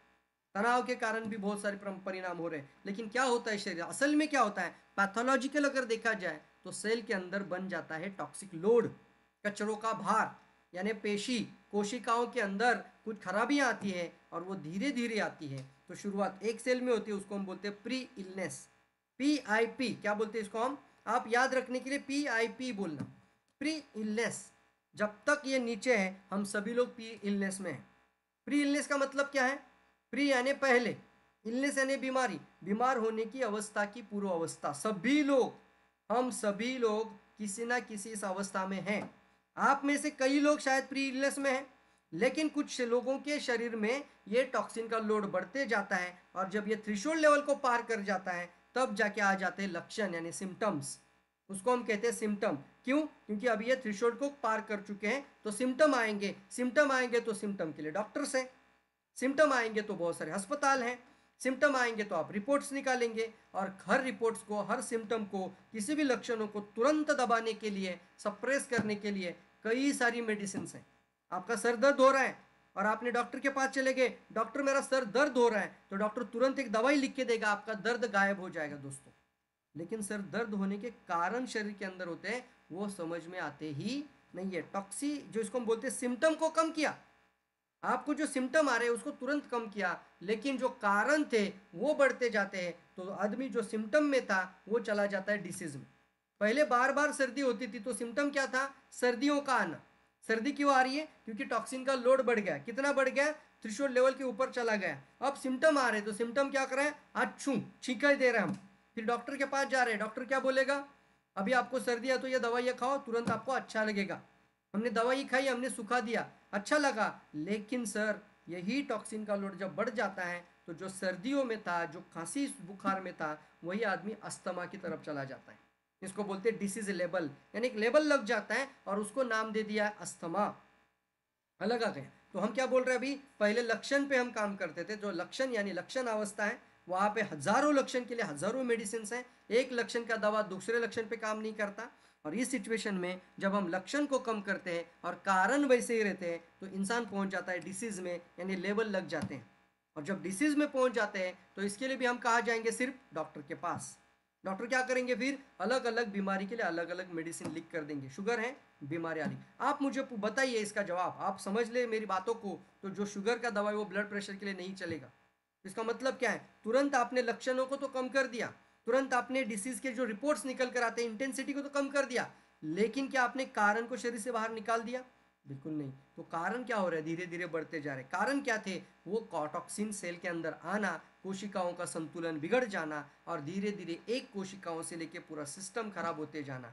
आजकल ऑर्गन डैमेज होते जा रहे हैं, तो क्योंकि ये टॉक्सिन का लोड इतना बढ़ रहा है कि जाकर वो क्रॉनिक डिसीज का मतलब होता है ऑर्गन फेल्यूर, क्रॉनिक डिसीज का मतलब होता है ट्यूमर डेवलपमेंट, क्रॉनिक डिसीज का मतलब होता है कि डॉक्टर बोलते हैं अभी लास्ट स्टेज है, लिवर पूरा फेल हो चुका है, अब मैं कुछ नहीं कर सकता। डॉक्टर बोलते हैं अब ये कैंसर का लास्ट का स्टेज है और हमारे लिए शायद समय बहुत कम है, ये कुछ ही दिनों के मेहमान है। क्रॉनिक या फिर मल्टीपल ऑर्गन फेल्योर, एक बीमारी के कारण पूरा शरीर खराब होते गया, और हम इसको बोलते हैं ऑर्गन फेल्योर। कुछ पिक्चर्स आपके लिए लेकर आया हूँ, ज़रूर ध्यान दीजिए इन पिक्चर्स को। ये टॉक्सिन ही है सारे, देखिए अलग अलग पिक्चर्स में दिखेगा, ये सारे के सारे शरीर के अंदर जो कचरे आते हैं, शायद आपको शायद किसी ने नहीं बताया होगा आज तक, लेकिन आज इस बात को समझ लीजिए, शरीर में बढ़ रहा है कचरों का लोड, एक डस्टबिन बनता जा रहा है हमारा बॉडी। तो जिस अंग के अंदर, जिस कोशिकाओं के अंदर ये टॉक्सिक लोड जा रहा है, उस कोशिकाओं का बीमारी बन रहा है। तो जिस कोशिकाओं की समस्या बन रही है, वहां का ऑर्गन का नाम ये पैथोलॉजी ने दे दिया है, यानी पैथोलॉजी नाम दे रही है हमें, और हमें पता चलता है कि अभी ये पैथोलॉजी ने डायबिटीज बोला तो हम डायबिटोलॉजिस्ट के पास जाते हैं, यस और नो। लेकिन यहाँ पे एक जानकारी लेना बहुत इंपॉर्टेंट है कि हमारे शरीर में जो कचरा जा रहा है, क्या उसको निकाला जाता है? क्या इसको निकालना चाहिए कि नहीं निकालना चाहिए? अगर निकालना है तो क्या इसको ऑपरेशन कर कर निकालना चाहिए, नेचुरल निकल जाना चाहिए? ये सिचुएशन हम देख रहे हैं जहाँ पे पूरा ऑर्गन फेल होने के बाद एक ऑर्गन निकालो और दूसरा ऑर्गन बिठा दो। साहब ये गाड़ी के लिए ठीक है, मेरा गाड़ी का बैटरी चला गया तो मैं गाड़ी का बैटरी निकाल दिया, दूसरा बैटरी बिठा दिया। मेरा गाड़ी का कोई भी पार्ट खराब हो रहा है, ब्रेक मेरा फेल हो रहा है, तो मैंने क्या किया, पूरा ब्रेक का सिस्टम को चेंज कर दिया। जो चेंज कर सकते हैं आप लोग, लेकिन क्या इंसान के शरीर के ऑर्गन को निकाल कर बिठाना कोई समझदारी की बात है? लेकिन कभी कभी तो ये नौबत आ जाती है कि कुछ भी नहीं कर सकते। लेकिन सवाल सामने आ जाता है, क्या ये दिन एक दिन में आता है? क्या ये सिचुएशन हमारे एक रात में आ जाती है? क्या ये एक महीने में, एक साल में आ जाती है? नहीं दोस्तों, ये आने के लिए लगता है हमारे लिए कई साल। और ये क्यों हो रहा है? क्योंकि एक सेल से लेकर पूरा सिस्टम जो मैंने अभी डायग्राम में दिखाया था, वो खराब होने के लिए किसी के लिए 10 साल, तो किसी के लिए 15 साल, तो किसी के लिए 20-25 साल भी लग सकता है एक बीमारी पनपने के लिए। तो क्या हमें ये सिचुएशन शरीर में आने तक रुक जाना चाहिए? आप मुझे बताइए, बीमार होने के बाद जागना चाहिए या बीमार होने के पूर्व जाग जाना चाहिए? तुरंत लिखिए चैट बॉक्स में, पूरा चैट बॉक्स भर जाना चाहिए। अगर आप मेरी बात को समझ रहे हैं और मेरे से आप एग्री कर रहे हैं, मेरे से सहमत है, तो इसका जवाब जरूर आपके पास होना चाहिए। हमें कब जाग जाना चाहिए, रोग होने के पश्चात या रोग होने से पूर्व? फास्ट लिखना, बिफोर इलनेस, बीमार होने से पहले, PIP, दैट्स मोस्ट इंपॉर्टेंट। यहाँ पे मिलिंद जी लिखते हैं कि PIP मतलब प्री इलनेस पीरियड, जो मैंने डायग्राम में दिखाया था, जो पहले आता है वो है प्री इलनेस पीरियड। तो ऐसा क्या है हमारे पास कि जो इससे बाहर निकल कर आ सकते हैं, जो कि हमारे जीवन में इस तरह की बड़ी से बड़ी स्वास्थ्य समस्या होने से रोक सकते हैं? क्या हमारे जीवन का सबसे बड़ा आनंद अच्छा सेहत नहीं है? तो हम सबसे इंपॉर्टेंट बात आपसे पूछते हैं, what is the way out? Do we have way out? क्या हमारे पास कोई रास्ता है? क्या किसी डॉक्टर के पास जाकर बोल सकते हैं, सर इतना शुगर टॉक्सिन बढ़ चुका है, ये टॉक्सिन को शरीर से बाहर निकालने के लिए कुछ दवाई लिख के दो? सर अभी बहुत अस्थमा कफ बन चुका है, अभी श्वास ही नहीं ले पा रहा हूँ, तो ये कचरा निकलने के लिए कुछ बाहर निकाल के दो? तो दे देगा कोई दवा? नहीं सर, टॉक्सिनों को बाहर निकालने के लिए कोई दवा नहीं है। आपको बोलेगा क्या दवाई को बीमारी है, या फिर हम किसी डॉक्टर के पास ये जाके नहीं बोल सकते, डॉक्टर मेरी मम्मी को डायबिटीज़ थी या मेरे पापा को ब्लड प्रेशर था और उनको हार्ट अटैक भी आया, हृदय रोग हुआ था, और मैं चाहता हूँ कि वो बीमारी या वो सिचुएशन मेरे जीवन में कभी ना आए। तो साहब मुझे आप डॉक्टर साहब, आप मेरे पापा को जो दवाइयाँ देते थे, 500 mg का मेरे पापा दवाइयाँ खाते थे, आज से मैं 50 mg का खाना चाहता हूँ आजारी पडण्याच्या आधी। अगदी बरोबर है डॉक्टर साहब, मैं आज से 50 mg का खाता हूँ, लेकिन मुझे आप बताइए जो मेरे पापा का जो अंत में सिचुएशन हुआ वो मेरा नहीं होना चाहिए, ये मेरी इच्छा है। तो कोई भी पैथोलॉजी या कोई भी मेडिकल साइंस के अंदर कोई भी डॉक्टर हमें वो दवाई लिख कर नहीं दे सकता। मैं उनके खिलाफ की बात कोई भी नहीं कहना चाहता, एक लेवल पे वो बहुत अच्छी मदद करते हैं हमारी, लेकिन एक बात ज़रूर आती है जहाँ पे वो लिमिट आ जाता है और वो नहीं कह सकते कि हाँ ये खाने से हमें प्रिवेंट किया जा सकता है। नहीं, वो एक सवाल आपको ज़रूर पूछेंगे, अभी तक तो आपको कुछ नहीं है तो क्यों आए आप हमारे पास? इससे अच्छा है कि जब होगा तब आ जाइए। जब होगा मतलब जब हृदय रोग आ जाएगा ना तब मेरा पास ही आ जाना, बाकी किसी और के पास मत जाना। मैं इधर ही हूँ। हो double storey triple storey hospital बन जाएगा तब तक, लेकिन जब होगा तब जाग जाओ, या फिर पहले से जाग जाओ। इसी को हम एक लाइन में कहते हैं, be aware now before it is too late. बहुत देरी से जागरूकता भली, लेबल लगने से जागरूकता भली। आज जाग जाइए। So come together to DX and healthy world mission, जो एक ऑर्गेनाइजेशन जो 1993 में सोच कर रखा था कि आने वाले समय में बहुत सारे रोग बनेंगे। 1993 की बात कर रहा हूँ सर, आज की नहीं। ये कोई अभी का नहीं मैं विवरण दे रहा हूँ, ये कोई स्पष्टीकरण अभी एक महीने का नहीं, एक साल का नहीं है। 1993 में इस बात को सोचा था दातो डॉक्टर लीम, जिनको मलेशिया रत्न अवार्ड, मदर तेरेसा अवार्ड, अभी goodwill ambassador of the world ये भी अवार्ड मिल चुके दोस्तों। तो उन्होंने 1993 में ये बात सोची थी कि इंसान को आने वाले समय में अपना सेहत का सबसे अच्छा ख्याल रहना है। और उन्होंने उसी समय पे सोचा था कि कोई ऐसी चीज़ हमारे शरीर को चाहिए जो पूरे शरीर पर काम करे। अभी लाइन बहुत इंपॉर्टेंट आपके सामने आएगी, पूरे शरीर पर काम करे। ये लाइनों को लिखना हमारे पास, कि किसी एक बीमारी के लिए नहीं है, किसी एक रोग के लिए नहीं है, किसी एक कोष के लिए नहीं है, बल्कि सर से लेके पूरे शरीर तक, मतलब पूरे शरीर के लिए सॉल्यूशन हो। दूसरा, वो पूरी तरीके से नेचुरल हो, ऑर्गेनिक हो। ऑर्गेनिक वर्ड इंपॉर्टेंट है इसमें। मतलब क्या है इसका, कितनी भी मात्रा में खाओ उसका कोई भी दुष्परिणाम ना हो। जैसे हम डॉक्टर के पास जाने के बाद कुछ दवाइयाँ लेते तो डॉक्टर क्या पूछते थे, डॉक्टर साहब इसका डोज कितना लेना है वो बताओ। तो डॉक्टर बोलेगा हाँ ये आप सुबह एक ही खाओ और ये शाम को आप आधा खाओ। तो ये डॉक्टर लिख के देगा नहीं, आधा आधा ही खाना रात को, क्योंकि उसको पता है इससे साइड इफेक्ट हो जाएगा इनको। तो उसको होते हैं डोज। डोज किसके होते हैं, दवाइयों के। फूड का कोई डोज नहीं होता। तो सामने जो आपको दिख रहा है वो द किंग ऑफ हर्ब है, ज्ञानोडर्मा लूसिडम, यानी एक नेचर। जब हम बोलते हैं ना कि जब पूरा संसार या पूरी साइंस पूरी तरीके से रुक जाती है तो निसर्ग ने ही मदद की है, नेचर ने ही हमारी परवाह की है। और नेचर का सबसे बड़ा खजाना 5000 साल की पुरानी जड़ी बूटी जिसका नाम ही है ज्ञानोडर्मा। ज्ञानो यानी शाइनिंग, डर्मा यानी त्वचा, the shining skin, the shining skin herb. और इसके अंदर 400 से ज़्यादा मेडिसिनल मॉलिक्यूल, और इसका 5000 साल पुराना रिकॉर्ड आप गूगल के अंदर, विकिपीडिया के अंदर आपको बहुत इंफॉर्मेशन मिलेगी। यस, तो यहाँ पे 400 मेडिसिनल मॉलिक्यूल का मतलब क्या होता है, एक मॉलिक्यूल से एक दवाई बनाई जाती है। तो एक मेडिसिन बनाने के लिए एक मॉलिक्यूल निकल लेते हैं, लेकिन एक ही वनस्पति में नेचुरल पिगमेंट्स में, नेचुरल में वो 400 मेडिसिनल मॉलिक्यूल होंगे। तो आप वनस्पति का सेवन करोगे, उस प्रोडक्ट का सेवन करोगे, हमारे शरीर में 400 औषधि गुण जाएंगे। एंटी ट्यूमर हो सकता है, एंटी कैंसर हो सकता है, antibiotic, anti infection, anti bacterial, anti analgesic, कई सारे एंटी जो लगता है ना, वो 400 के ज़्यादा उसके अंदर औषधि गुण पाए गए हैं। और ये आपके पास है, ये गैनोडर्मा का वर्ल्ड का लार्जेस्ट गैनोडर्मा फैक्ट्री। ये मिशन अभी ऑलरेडी 1993 से शुरू हुआ है।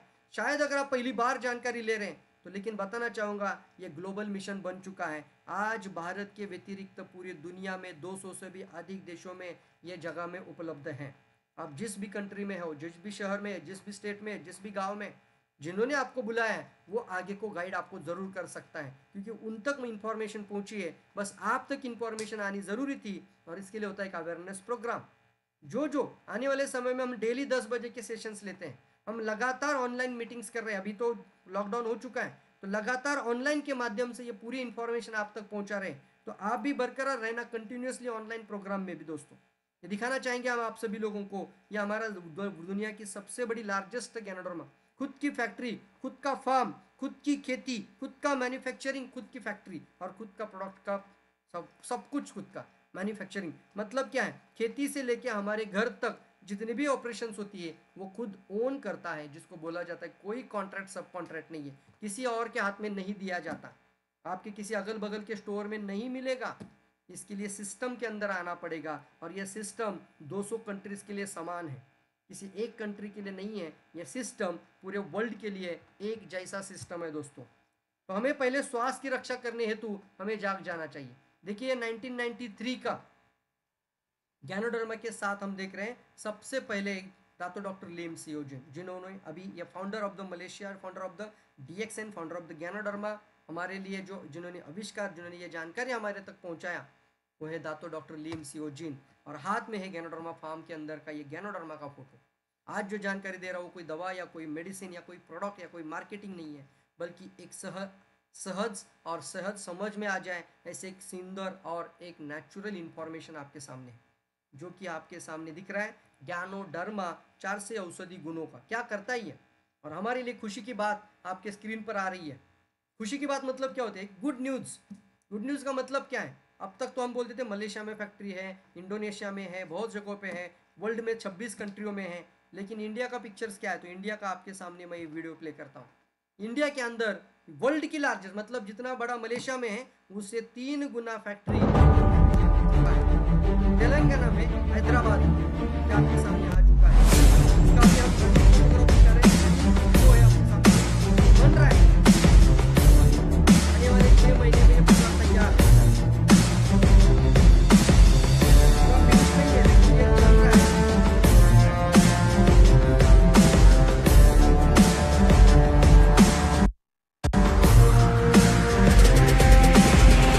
वर्ल्ड की लार्जेस्ट का मतलब होता है दुनिया में ये सबसे बड़ी फैक्ट्री दुनिया में, वो 7 फैक्ट्री है के अंदर, अलग-अलग देश में 7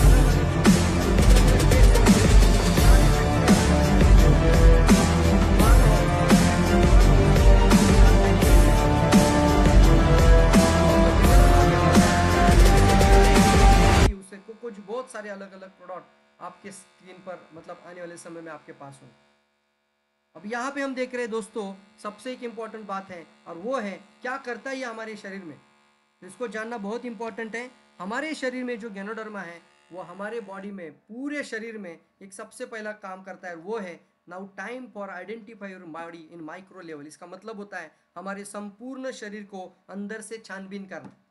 जैसे मैंने अभी बताया था कि कोई भी ऑर्गन या कोई भी ट्यूमर बनने के लिए या कोई भी बीमारी तैयार होने के लिए 10-15 साल लगते हैं। लेकिन एक सवाल सामने आ जाता है कि ये जो शरीर में आ रहा है, कोई ऐसी चीज़ है जो जाके खुद जाके ढूंढे और खुद ही उसको सफाई करे?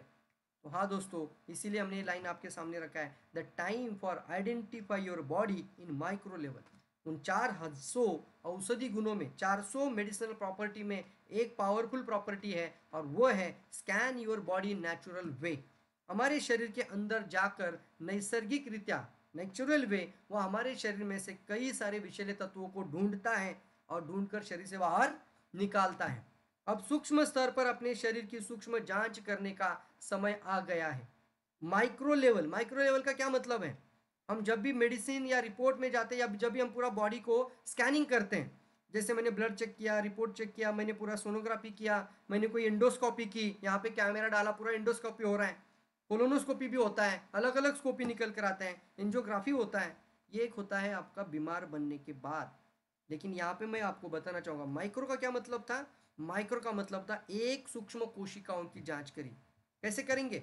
हम जाके कोई रिपोर्ट नहीं दिखा सकते, लेकिन हमारे शरीर के अंदर ऐसी चीज़ें जरूर छोड़ दीजिए जो जाके वो कोश को रिपेयर करने में मदद करेगा, उसमें से टॉक्सिनों को शरीर से बाहर निकालेगा। और माइक्रो का मतलब होता है अति सूक्ष्म लेवल पे, बीमार होने से पूर्व। आइडेंटिफायर क्या बोला जाता है? आइडेंटिफायर।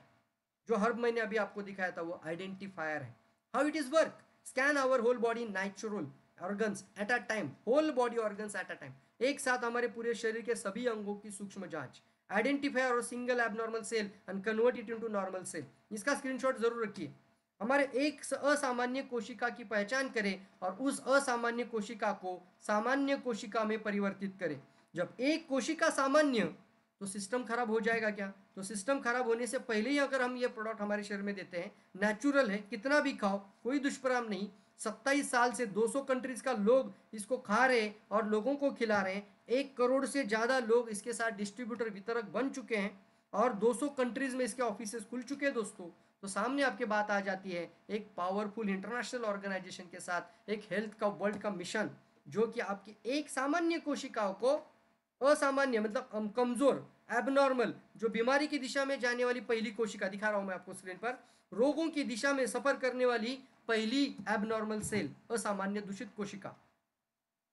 माइक्रो स्कैनिंग इफेक्ट क्या है? माइक्रो स्कैनिंग इफेक्ट का मतलब जब भी हम रेगुलर, लगातार, कंटिन्यूअसली ये गैनोडर्मा का सेवन करते रहेंगे, आप कॉफी से भी ले सकते हैं, चाय से भी ले सकते हैं, 100% गैनोडर्मा शरीर में जाना है कुछ नहीं उसके साथ, तो सिर्फ गैनोड्रोमा लेना है तो गैनोड्रोमा की कैप्सूल भी है, गैनोड्रोमा का पाउडर भी है, छोटी छोटी बॉटल भी है और बड़ी बॉटल्स भी है, पूरा फैमिली वेलनेस का भी किट आता है। और फिर एक पर्सन या चाहिए तो उसके लिए 30 कैप्सूल भी ले सकता है या 360 का बॉटल भी ले सकता है। क्या करेगा ये शरीर में? सबसे पहले हमारे पूरे बॉडी की स्कैनिंग। आप देखिए, आपकी गाड़ी की सर्विसिंग करने के लिए गाड़ी के अमाउंट का 10% पैसा हम डाल देते हैं, यस और नो? अगर मेरी 2 व्हीलर है, बाइक है, 1 लाख की महीने परचेस करी तो मुझे 1,000 रुपया उसका क्या करना है, उसको सर्विसिंग में देना है। 1% तो देते ही है। अगर मेरी गाड़ी 10 लाख की है तो 10,000 रुपया देते हैं। 50 लाख की गाड़ी के लिए 50,000 चला जाता है। किसमें जाता है ये? सर्विसिंग के लिए। What about our body? Body के लिए कितना देना चाहिए आप सोचिए। और वहाँ पे भी हम देखते हैं सर्विसिंग करते हैं, इसकी वजह से उस गाड़ी का लाइफ बनता है। गाड़ी की लाइफ इंपॉर्टेंट है या बॉडी की लाइफ इंपॉर्टेंट है? गाड़ी की सर्विसिंग इंपॉर्टेंट है, बॉडी की सर्विसिंग? सर बॉडी रहेगा तो गाड़ियाँ और लेते रहेंगे, कई सारी गाड़ियाँ लेते जाएंगे। तो यहाँ पे आपके सामने रास्ता है कि हमारे खुद के सेल की जांच करते हुए उन सेल को फिर से नॉर्मल बनाना, रोगों की दिशा में सफ़र करने वाली कोशिकाओं को नॉर्मल बनाता है, यानी एबनॉर्मल सेल को नॉर्मल बनाता है। दूसरा identifier effect, micro scanning effect सामने है। आइडेंटिफाई वेंस ब्लॉकेज, पता नहीं है शरीर के अंदर, पूरे बॉडी के अंदर कौन कौन सा वेंस ब्लॉक हो रहा है। Yes Rekha ma'am, body is the most important in our life. Ready? Yes. तो पूरा शरीर अगर इंपॉर्टेंट है तो ये शरीर में कितनी कोशिकाएं हैं? बहुत सारी है, अल्बो खरबो है, अगणित है। तो शरीर में कितनी वेंस है? तो 1 लाख किलोमीटर वेंस है। हाँ दोस्तों, पूरे बॉडी में 1 लाख किलोमीटर वेंस है। तो पूरे शरीर में अगर 1 लाख किलोमीटर रक्त वाहिनियों का अगर ये पूरा जाल है तो उसके अंदर ब्लॉकेजेस आ रहा है या नहीं आ रहा है? तो क्या कोई ऐसी चीज़ है जो रे लगातार खाते रहेंगे और एक एक सूक्ष्म माइक्रो लेवल, वहाँ पे भी वर्ड आएगा माइक्रो लेवल, जो रक्त वाहिनियाँ होती है, माइक्रो लेवल मतलब माइक्रो कैपिलरीज, इस बाल का भी 1,000 हिस्सा करो, छोटा छोटा छोटा छोटा, उसको बोलते हैं माइक्रो कैपिलरी। केश वाहिनी का भी 1,000 पार्ट होता है दोस्तों, एक केस का, एक बाल का 1,000 पार्ट। तो उसके अंदर जो ब्लॉकेजेस आ जाता है उसको भी शरीर से बाहर पार कर देना, उसको भी शरीर से बाहर निकाल देना, इसको हम कहते हैं माइक्रो स्कैनिंग में discharge the cholesterol from your veins, यानी शरीर में जो कचरा है उसको शरीर से बाहर निकाल दो। ये कुछ वीडियो है, लेकिन जिन्होंने आपको बुलाया या गूगल में जाके, यूट्यूब में जाकर आप जिसमें से बहुत सारे कुछ वीडियोस इसको में जैसे देख सकते हैं। यहाँ पे दिखाया गया कि कैसे शरीर में ब्लॉकेज बनता है और कैसे शरीर से बाहर निकलता है। ये आप देख रहे हैं हमारे हृदय के अंदर जो ब्लॉकेज बनता है। With old age, disorder in the cardiovascular system occurs first. Blood viscosity and the content of cholesterol and triglycerides in the blood increase. They deposit on blood vessel walls and cause arteriosclerosis, coronary sclerosis, thrombus, and so on. Blood circulation is hindered and blood supply to the heart is insufficient. This may trigger off coronary disease or a stroke.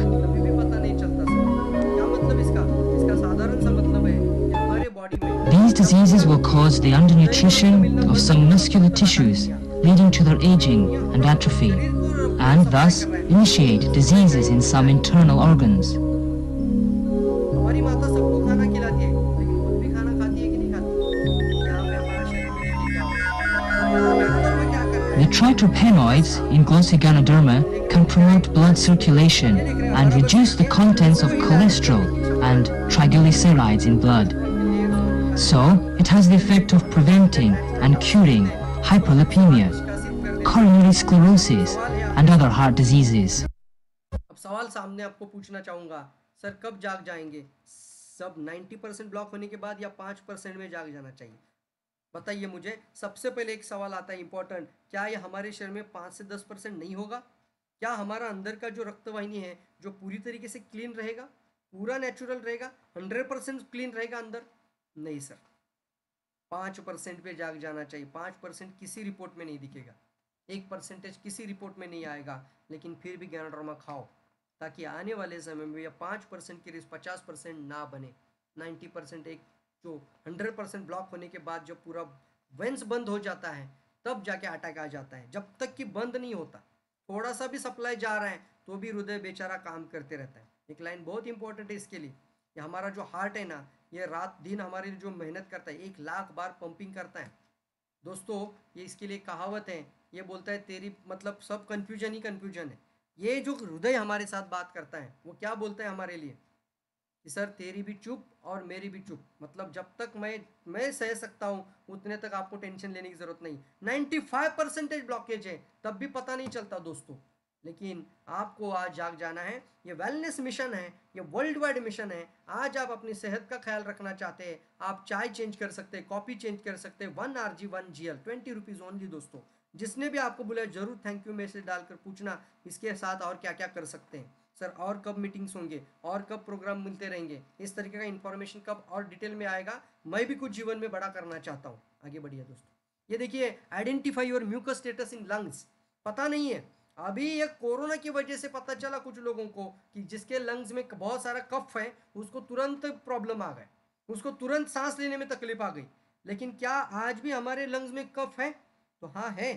तो ये mucus का कफ body के अंदर जब बनता है, क्यों बनता है? क्योंकि बॉडी ऑफ बेस्ट डॉक्टर है। पहले हमारा शरीर खुद एक अच्छा डॉक्टर है, जब भी शरीर में कुछ इन्फेक्शन आ जाए शरीर कफ क्रिएट करेगा, लेकिन धीरे धीरे धीरे ये बनता जाएगा तो सांस लेने की तकलीफ होती है, तो इसको हम बोलते हैं अस्थमेटिक प्रॉब्लम है। तो यहाँ पे गैनोडर्मा का वर्क आ जाता है, आइडेंटिफाई योर म्यूकस स्टेटस। जब भी गैनोडर्मा खाओगे, जब भी ये प्रोडक्ट का सेवन करोगे और अगर आपको छींके आ रही है, आपको कफ निकल रहा है, आपको बलगम निकल रही है, इसका मतलब आपके लंग्स का स्टेटस क्या है? आपके लंग में म्यूकस का लेयर ज़्यादा है। म्यूकस का लेयर अगर यहाँ ज़्यादा है तो ये बाहर निकलेगा, ये स्टेटस है। ये स्टेटस कब पता चलेगा? खाने के बाद। अगर आपके शरीर में कोलेस्ट्रॉल में ब्लॉकेजेस या जो भी शरीर में कचरा आ रहा है, यूरिन का फ्रीक्वेंसी कुछ लोगों का बढ़ता है, वेंस के अंदर ब्लॉकेज है तो यूरिनेशन बहुत ज़्यादा बढ़ेगा, हो सकता है बहुत पसीना भी आ जाए। डरने की कोई बात नहीं है, जो शरीर को नहीं चाहिए वो शरीर बाहर निकाल देगा। जब आपको ज़्यादा पानी निकल रहा है नाक से, ज़्यादा सर्दी हो रही है, ज़्यादा कफ हो रहा है, ज़्यादा बलगम बाहर पड़ रही है, तो ये कचरा है, उसको बाहर ही फेंक देना चाहिए, इसको ना कि शरीर में रख देना चाहिए। Identify your mucus status. यहाँ पे आगे बढ़ते हुए देखिए, कैंसर सेल्स भी बॉडी में बहुत बनती जा रही है, और एक कैंसर सेल जब बनती है शरीर में तो एक से गांठ बनने के लिए 10 साल भी लगते हैं। थोड़ा डिटेल में नहीं बताऊंगा, अलग अलग सेशंस हम इसके ऊपर लेते हैं, अलग अलग प्रोग्राम्स होते हैं। आपको जो भी कुछ सवाल है, आप अपने कुछ जिसने भी बुलाया वो भी आपकी गाइडेंस कर सकता है, मदद कर सकता है। वो नहीं कर पाए तो उनके साथ कोई दोस्त है, उनके ऊपर कोई दोस्त है। तो पूरे मिशन में मेरी खुद की टीम में आज 20,000 से ज़्यादा लोग जुड़े हुए हैं और 40 कंट्री का लोग जुड़ा हुआ है इस सिस्टम के साथ, ये मिशन के साथ। अपना भी मदद करो, अपने फैमिली का भी मदद करो, और फिर अपने पूरे परिवारजनों का भी मदद करो, दोस्तों का भी मदद करो। शायद जिनको पता नहीं है गैनोडर्मा क्या है उन तक लेके जाने की कोशिश करो। लेकिन जिन्होंने आपको आज बुलाया है इनको ज़रूर बोलना धन्यवाद दोस्त, एक अच्छी जानकारी। वर्ल्ड में क्या चल रहा है पता ही नहीं था, अभी पता चल रहा है क्या है। एक कैंसर सेल को भी ढूंढना और उसको भी नॉर्मल करना। एक सवाल आता है, कैंसर सेल को डिस्ट्रॉय करना अच्छा है या उसको फिर से नॉर्मल बनाना अच्छा है? अगर दो इंसान हैं, दो इंसान में खराब आदत है तो गोली मारकर उड़ा देना चाहिए या खराब आदतों को निकाल देना चाहिए? सर साधारण बात है, इंसान है तो गोली मारकर नहीं मार देना है, उसको अच्छा इंसान बनाना है, लोगों के साथ रखना है, अच्छे सत्संग में लेके जाना चाहिए, अच्छे लोगों में लेके जाना चाहिए, तब वो अच्छा भी बन जाएगा, अच्छा स्वभाव भी हो जाएगा। संगत के कारण खराब हुआ था तो शरीर के कोष क्यों खराब हो रहे हैं? एसिड लेवल ज़्यादा था, टॉक्सिक लेवल ज़्यादा था, ऑक्सीजन नहीं मिल पा रहा है, कचरा बहुत ज़्यादा आ रहा है शरीर के अंदर, बहुत सारे विषैले तत्वों का बाहर बढ़ते जा रहा है। तो धीरे धीरे ये टॉक्सिनों को हटाओ, ऑक्सीजन को नॉर्मल करो, बॉडी को अल्कलाइन रखो, नेचुरल रखो। धीरे धीरे ये सेल जो बीमार था, जो कमज़ोर था, जो कैंसरस था, उसको नॉर्मल बनाने की तकनीक ये प्रोडक्ट के अंदर है, ये पावरफुल है। इसीलिए हम कहते हैं कि कैंसर की गांठ बनने से पहले जाग जाओ, चाय पियो, कॉफ़ी पियो, जो खाना है वो खाओ। वैसे तो 45 रिलेटेड प्रोडक्ट्स है इसके साथ, बिस्कुट भी खा सकते तो भी सेहत मिलेगा। क्या बात है। हाँ दोस्तों, पूरी जानकारी आपने जिसने बुलाया उससे भी लेते रहना, तो ये पूरी इंफॉर्मेशन आपको देगा और पूरे शरीर का समाधान सामने है। डायबिटीज़ का मतलब सिर्फ डायबिटीज़ नहीं, मैंने पहली लाइन में बोला था, जिसके आंखों में शुगर चला जाए उसको ग्लाइकोमा हो जाता है, और जब आंखों से दिखता नहीं है तो वो डायबिटीज़ का पेशेंट आंखों के डॉक्टर के पास चला जाता है, क्योंकि सर अभी दिखता नहीं है, क्या करूँ सर, पानी बहुत आता है, बहुत कचरा हो रहा है आंखों में, और ये पूरे देखो लाल हो गई अभी आंखें। तो किसके पास जा रहा है? वो डॉक्टर के पास जा रहा है। किसके पास जा रहा है? आंखों के डॉक्टर के पास जा रहा है।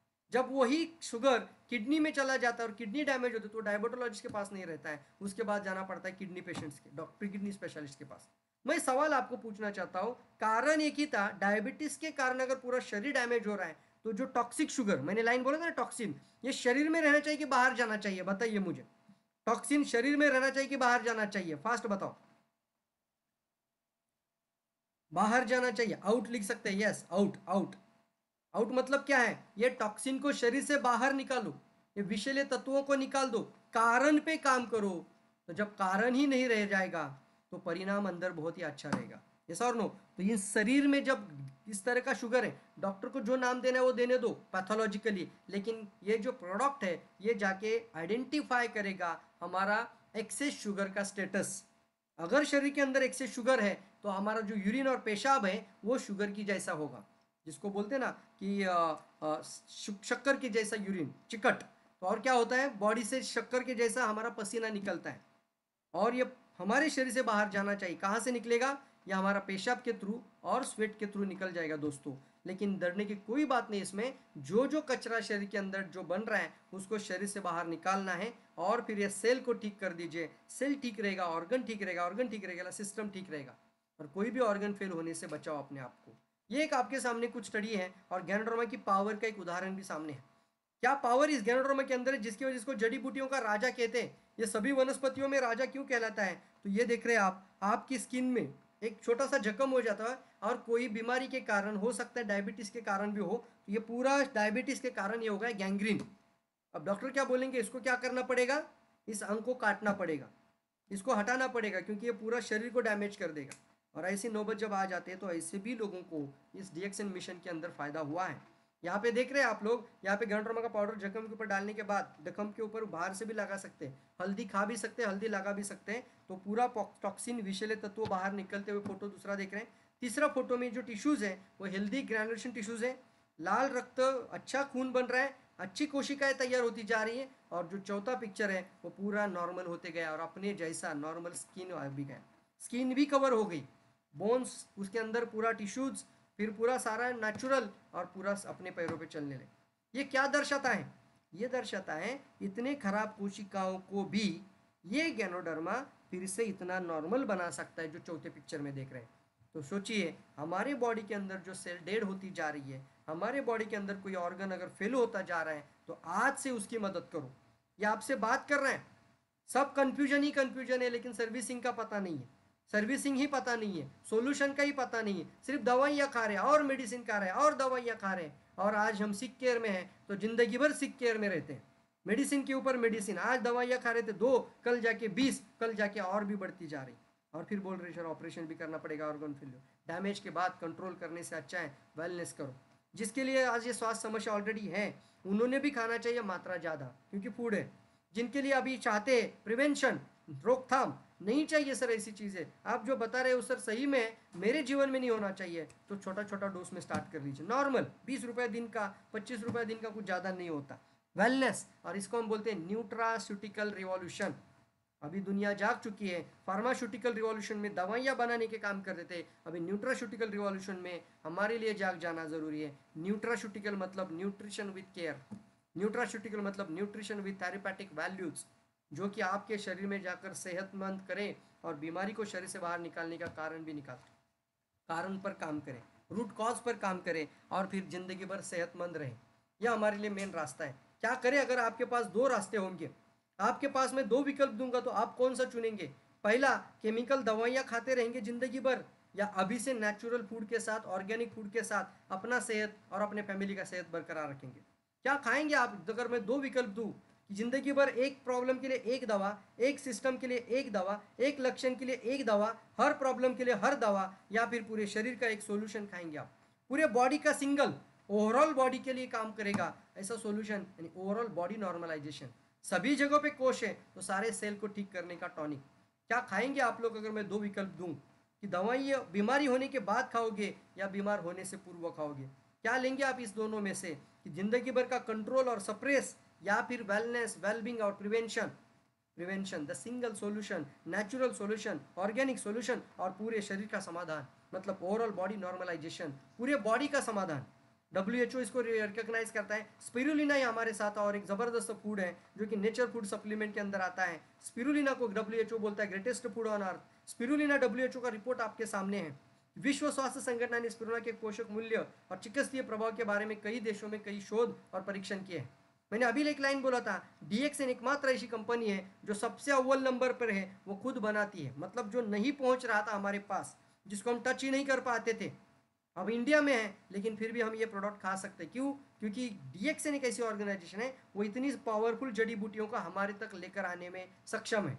तो जो स्पिरुलिना के बारे में जो दूसरा वनस्पति आपके सामने है, जिसको WHO क्या कहता है, देखिए, चिकित्सीय प्रभाव और इसके अंदर जो पोषक मूल्य हैं वो सभी लोगों को खाना चाहिए। USFDA इसको बोलता है होलसम फूड, पूर्ण अन्न। इसके लिए गुडविल एम्बेसडर रह चुके थे ममा सरा ओबामा, बराक ओबामाची ग्रैंड मदर।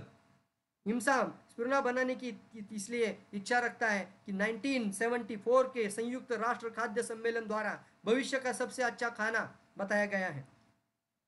गैनोडर्मा फॉर, यहाँ पे देख रहे हैं बराक ओबामा, मामा सरा ओबामा। ये फोटो आपको देखना जरूर है, स्क्रीनशॉट रख सकते हैं। ये मामा सरा ओबामा है जिनके हाथ में, यानी अज्जी, grand mother of Barack Obama, grand mother of Barack Obama, जो कि दादी माँ बराक ओबामा की। तो उनके हाथ में कौन सा बॉटल है? DXN स्पिरुलिना का बॉटल है।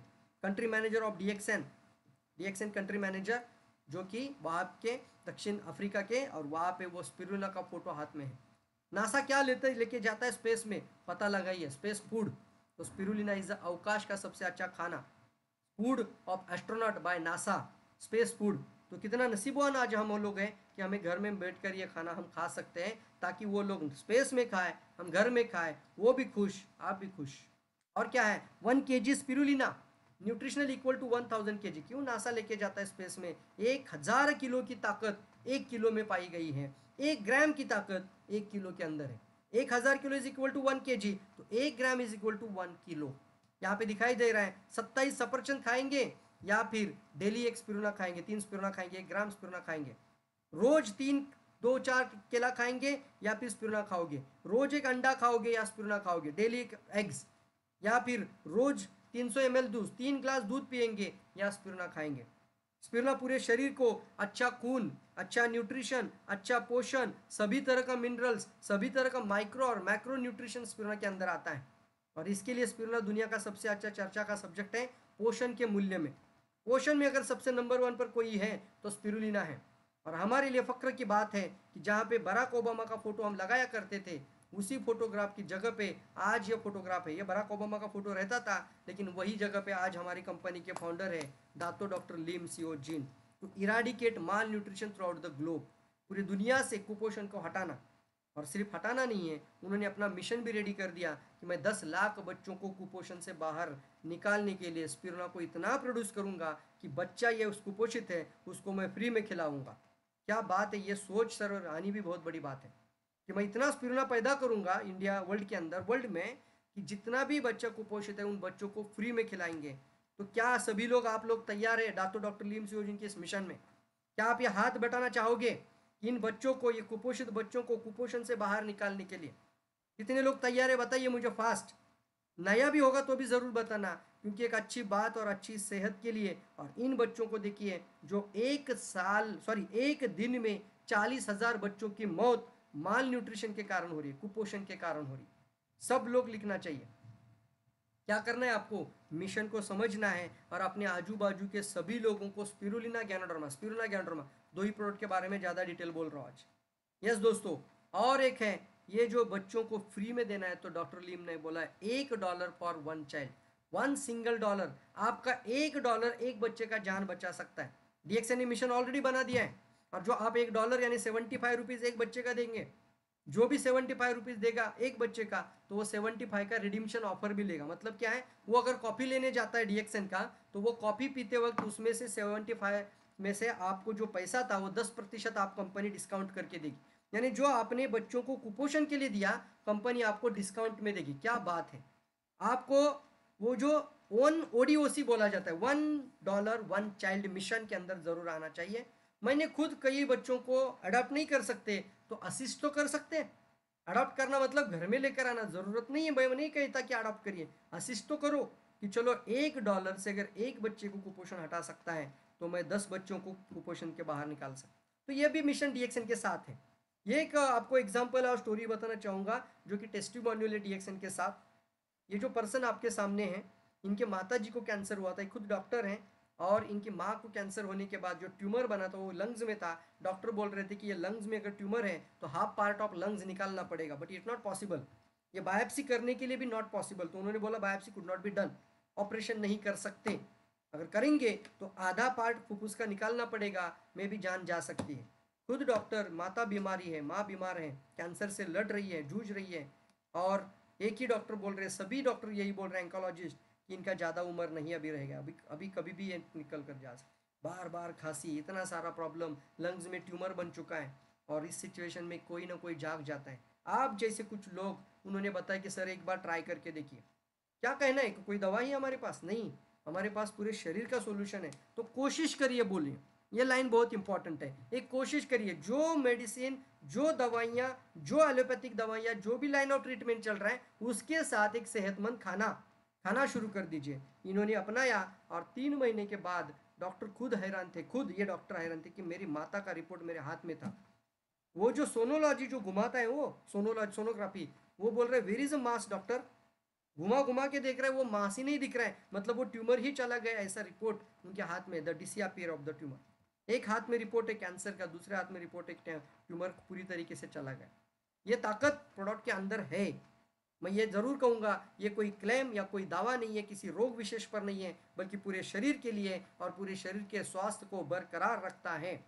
और किसने खाना चाहिए? जिसको लगता है कि इतना बड़ा ट्यूमर अगर निकल कर जा रहा है, मेरे जीवन में नहीं आए, इसके लिए ज़रूर खाना चाहिए। और किसकी मदद कर सकते हैं? सभी लोगों की मदद कर सकते हैं, सिर्फ कैंसर की नहीं। ऐसा नहीं कि आज का सेशन सुनने के बाद ढूंढने निकल पड़ो किसको कैंसर है। इससे अच्छा है कि अभी के अभी तुरंत 4 लोगों को कॉल करो, भैया एक ऐसी जानकारी मिली है, कल से प्रोग्राम में ज़रूर आ जाना, रेगुलर लगातार प्रोग्राम में आते रहना। ये भी एक पर्सन है, यूट्रस कैंसर हुआ था, जो भी ट्यूमर बन चुका था, वो 50 mm के ऊपर का था, बड़ा ट्यूमर था। अमेजिंग रिजल्ट है इनका भी, आज 6 साल हो चुके हैं, आज भी स्वस्थ है। बार्शी में, जो कि डॉक्टर ने उनको 25 केमो रेडिएशन देने के बाद डॉक्टर ने बोला अभी ये ज़्यादा उम्र नहीं इनके पास, क्योंकि डॉक्टर बोला अभी मैंने ऑलरेडी 25 रेडिएशन, 7 केमोथेरेपी हो चुका है, तो अभी क्या करें इसके लिए। तो फिर लास्ट में एक ही पर्याय था इनके सामने, घर जाकर लेके जाओ और खाना खिलाओ, जो भी खाना चाहते वो खिलाओ, ज़्यादा दिन के मेहमान नहीं है, ये लास्ट स्टेज है। और ऐसे सिचुएशन पे किसी न किसी के पास ये गैनोडर्मा था, ये हर्ब था, ये जानकारी थी, ये डीएक्सएन का हेल्दी वर्ल्ड मिशन था, डीएक्सएन के साथ जुड़े हुए थे, तो उन लोगों ने जाकर बोला कि सर एक मदद करके देखते हैं, एक लास्ट का प्रयास करने में कोई दिक्कत नहीं है। और प्रोडक्ट खाना शुरू किया दोस्तों इन्होंने, और इनका भी 4 से 6 महीने के अंदर पूरा रिपोर्ट भी नॉर्मल आ गया, और आज भी स्वस्थ है। सबसे इंपॉर्टेंट बात है, फिर से रिपीट नहीं बना। ये भी एक बहुत पावरफुल रिजल्ट है, जो कि पूना के फूड एंड ड्रग इंस्पेक्टर थे, पूना में। और पूना में फूड एंड ड्रग इंस्पेक्टर जिनका एक्सीडेंट हुआ कात्रज में, जो कि कात्रज में एक बहुत मतलब एक स्कॉर्पियो गाड़ी ने उनको बहुत बड़ा डैश हो गया, ब्रेन में जख्म, ब्रेन में बहुत बड़ा मतलब आघात, ब्रेन हेमरेज भी हो गया, ब्रेन में क्लॉटिंग बन गया, पूरा ब्लड स्टिक हो गया ब्रेन में। डॉक्टर बोल रहे हैं ये पूरी तरीके से डेड हो चुके हैं, मतलब ब्रेन, क्या बोल रहे हैं, ये ब्रेन किसी भी दवाई के लिए साथ नहीं दे रहा है, कोमा में चले गए थे। और इनकी मिसेस अस्पताल में रो रही है, और एक वार्ड बॉय, कौन, न्यूरोलॉजिकल सर्जन जो डॉक्टर होते हैं, वो बोलते कि दवाई काम नहीं कर रही है, और आप इनको घर लेके जाना चाहते तो हम घर में भी, क्योंकि फूड इंस्पेक्टर है, हम घर में भी ये सारी सेवा कर देंगे, आपको जो चाहिए वो सब कुछ मिल जाएगा, लेकिन अभी इससे ज़्यादा कुछ उम्मीद नहीं है। वो मैम, उसकी मिसेस रो रही है, उसकी पत्नी रो रही है, और एक वार्ड बॉय उसको आशा देता है, एक होप देता है। वार्ड बॉय कचरा वहाँ पे साफ उठाए कचरा उठाने वाला, वो बोलता है वहाँ पे, मैडम जी अगर आपको भगवान पे भरोसा है तो ज़रूर एक चीज़ ट्राई करके देखिए। वो तो रो रही है, उसको समझ में नहीं आ रहा है क्या करना है। उसने बोला एक बार गैनोडर्मा के बारे में जानकारी लीजिए। जानकारी ली, और एक आखिरी का प्रयास करने के लिए गैनोडर्मा खाना शुरू किया। दोस्तों सारे फोटोग्राफ्स आपके सामने, अभी कोल्हापुर में यहाँ से ट्रांसफ़र करके चले गए। क्या हुआ इनके जीवन में, जब डॉक्टर बोलते थे कि पूरा ब्रेन हेमरेज, ये लोग ठीक हो सकते हैं, तो यहाँ पे हम देख रहे कई सारे लोगों के जीवन में स्वास्थ्य का बदलाव। ये लड़का जो कि 78 kg उम्र है, सॉरी उम्र नहीं है, सॉरी वो वेट, वजन 78 kg बिफोर। और क्या था इसका प्रॉब्लम, इसका हकलाता था, बोलते हुए हकलाता था, लेकिन इसको प्रॉब्लम था ज़्यादा वेट का, तो उसने पहले वेट के बारे में ज़्यादा, क्योंकि उसको पता था ये तो प्रॉब्लम ही है, ये तो ठीक नहीं होने वाला, मैं बात नहीं कर पाऊंगा ज़्यादा, लेकिन पहले वेट तो कम कर लूँ। वेट देखिए 78 kg के बाद ये 58 kg आफ्टर। और सिर्फ इतना ही नहीं, गैनोडर्मा काम करता है पूरे शरीर पर, तो धीरे धीरे उसके बाद जो मोमेंट जो थी, वो जो स्पीच था, वो भी आसान होने लगा, और वो अभी स्टेज पर आकर माइक लेकर धड़ाधड़ बात भी कर सकता है। ये है जितेंद्र काम। तो ये वेलनेस मिशन भी है, जो कि स्वास्थ्य की समस्याओं में भी मदद कर सकते हैं। और मेन जो मकसद है आज का प्रेजेंटेशन का वो था एक स्वास्थ्य को, पूरे शरीर के सेहतमंद स्वास्थ्य को हमारे हर घर तक लेके जाना। आप सब लोग रेडी हैं? अगर आपको अच्छा लग रहा है, आपको जिसने भी आज बुलाया जरूर धन्यवाद बोल देना, जरूर एक कॉल करिए, नहीं हो रहा है कॉल तो कम से कम थैंक यू मैसेज जरूर डालना है। पहली बार आए हैं तो इस मिशन के साथ जुड़ने के लिए उनके पास जरूर गाइडेंस लीजिए, उनसे बोलिए सर मैं इस मिशन में जुड़ना चाहता हूँ। इसमें कोई रजिस्ट्रेशन चार्ज नहीं है, कोई हिडन चार्ज नहीं है, सिर्फ एक फॉर्म साइन अप करना है और वो भी आप एक एज अ DXN के साथ एक लॉयल मिशन के साथ एक मिशन पार्टनर बन जाते हैं और फिर आपको ये प्रोडक्ट भी डिस्काउंट में भी मिल पाएंगे और जिन्होंने आपको बुलाया है उनके संपर्क में रहिए ताकि आने वाले समय में इस तरह के सेशन, इस तरह के प्रॉब्लम, इस तरह के ट्रेनिंग और जीवन में अगर आप कुछ बड़ा करना चाहते हैं तो ज़रूर उनको पूछिए सर यह मिशन बहुत अच्छा लगा, ये सिस्टम बहुत अच्छा लगा, जिन्होंने भी ये जानकारी दी मुझे सही में अच्छा लग रहा है तो मुझे बताइए आगे क्या कर सकते हैं, तो वो भी आपकी ज़रूर मदद कर सकते हैं। चलिए कुछ लोग यहाँ पे ज़रूर होंगे जो सेशन के अंदर हैं जिन्होंने इस उत्पाद को खुद सेवन किया है और उनको उसके फायदे भी हुए हैं। ऐसे कुछ लोग हैं जिनके जीवन में बदलाव ऑलरेडी आ चुका है। थैंक यू ऑल जो सभी लोग बोल रहे थे nice amazing session, superb session. तो हम कुछ लोगों से ज़रूर बात करेंगे जिनके जीवन में, तो मैं यहाँ पे आप सभी लोगों को, जितने भी लोग मुझे सुन रहे हैं, आप में से कोई भी अपना एड्रेस कर सकते हैं और वहाँ पे आप अपना म्यूट ओपन करते हुए, मैं म्यूट यहाँ से ओपन कर सकता हूँ, फिर आप अपना म्यूट ओपन करते हुए हमसे बात भी कर सकते हैं। तो जिसको भी बात करना है, जिसको भी अपना खुद का अनुभव शेयर करना है, वो अपना म्यूट ज़रूर वहाँ से सिर्फ हैंड रेज करें और आगे बात करिए। अपना खुद का अनुभव जो भी शेयर करना चाहते हैं वो अपना हैंड रेज करके, खुद का चाय से भी आ सकता है, आपको जिस भी प्रोडक्ट से अनुभव आया है वो आप ज़रूर शेयर करिए।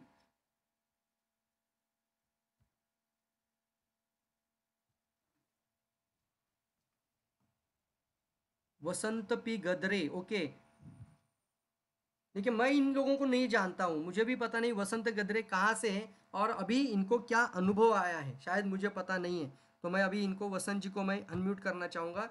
वसंत जी आप वहाँ से अपना यस क्लिक करके हुए अंदर आइए। वसंत पी गडरे जी आप बात कर सकते हैं। Good morning. Hello, yes sir. नमस्कार. वसंत सर नमस्कार। नमस्कार. नमस्कार नमस्कार सर। मिलिंद साय यांच्याकडनं मला ही माहिती कळली ओके आणि मी 3-in-1 ची कॉफी घेतो रोज गेले 2 महिने. Okay very good sir. 3-in-1 coffee, त्यामुळे माझी डायबिटीस कमी झालेला आहे आणि इम्युनिटी चांगल्या प्रकारे वाढलेली आहे. क्या बात आणि है। आपण जे आज भाषण दिलं त्याला तोड नाहीये. धन्यवाद सर. वसंत सर खूप खूप आभारी आहे तुमचा सुद्धा, तुम्ही तुमचा अनुभव शेअर केल्याबद्दल आणि मी मेन म्हणजे रोटेरियन तुम्ही आहे, फक्त पनवेलला कॉफी असतो. घेतलेली आहे। रोटेरियन आहे आणि पनवेलला असतो. व्हेरी गुड सर, या मिशन मध्ये तुम्हाला मी वेलकम करतोय। तुम्ही फक्त कॉफी पिली तर तुम्हाला इतकं चांगलं वाटतं सर। गॅनोडर्माचं सेवन पूर्ण 100% कॅप्सूल मध्ये आहे। मिलिंद सरांशी बोलून, यस RGGL इज 100% चाय कॉफी में मात्रा में है, परसेंटेज में है। तो जरूर आप उनसे बात कर त्यांच्याशी बोलून तुम्ही पुढचं प्रोडक्ट नक्की सेवन करायला सुरुवात करा। Thank you very much. हो थँक्यू व्हेरी मच वसंत सर। अपन पुढे जाऊयात। अविनाश जी जो कि अनम्यूट करता हूं मैं इनको, Avinash Salunkhe, I ask to unmute, आप बात कर सकते हैं अविनाश जी।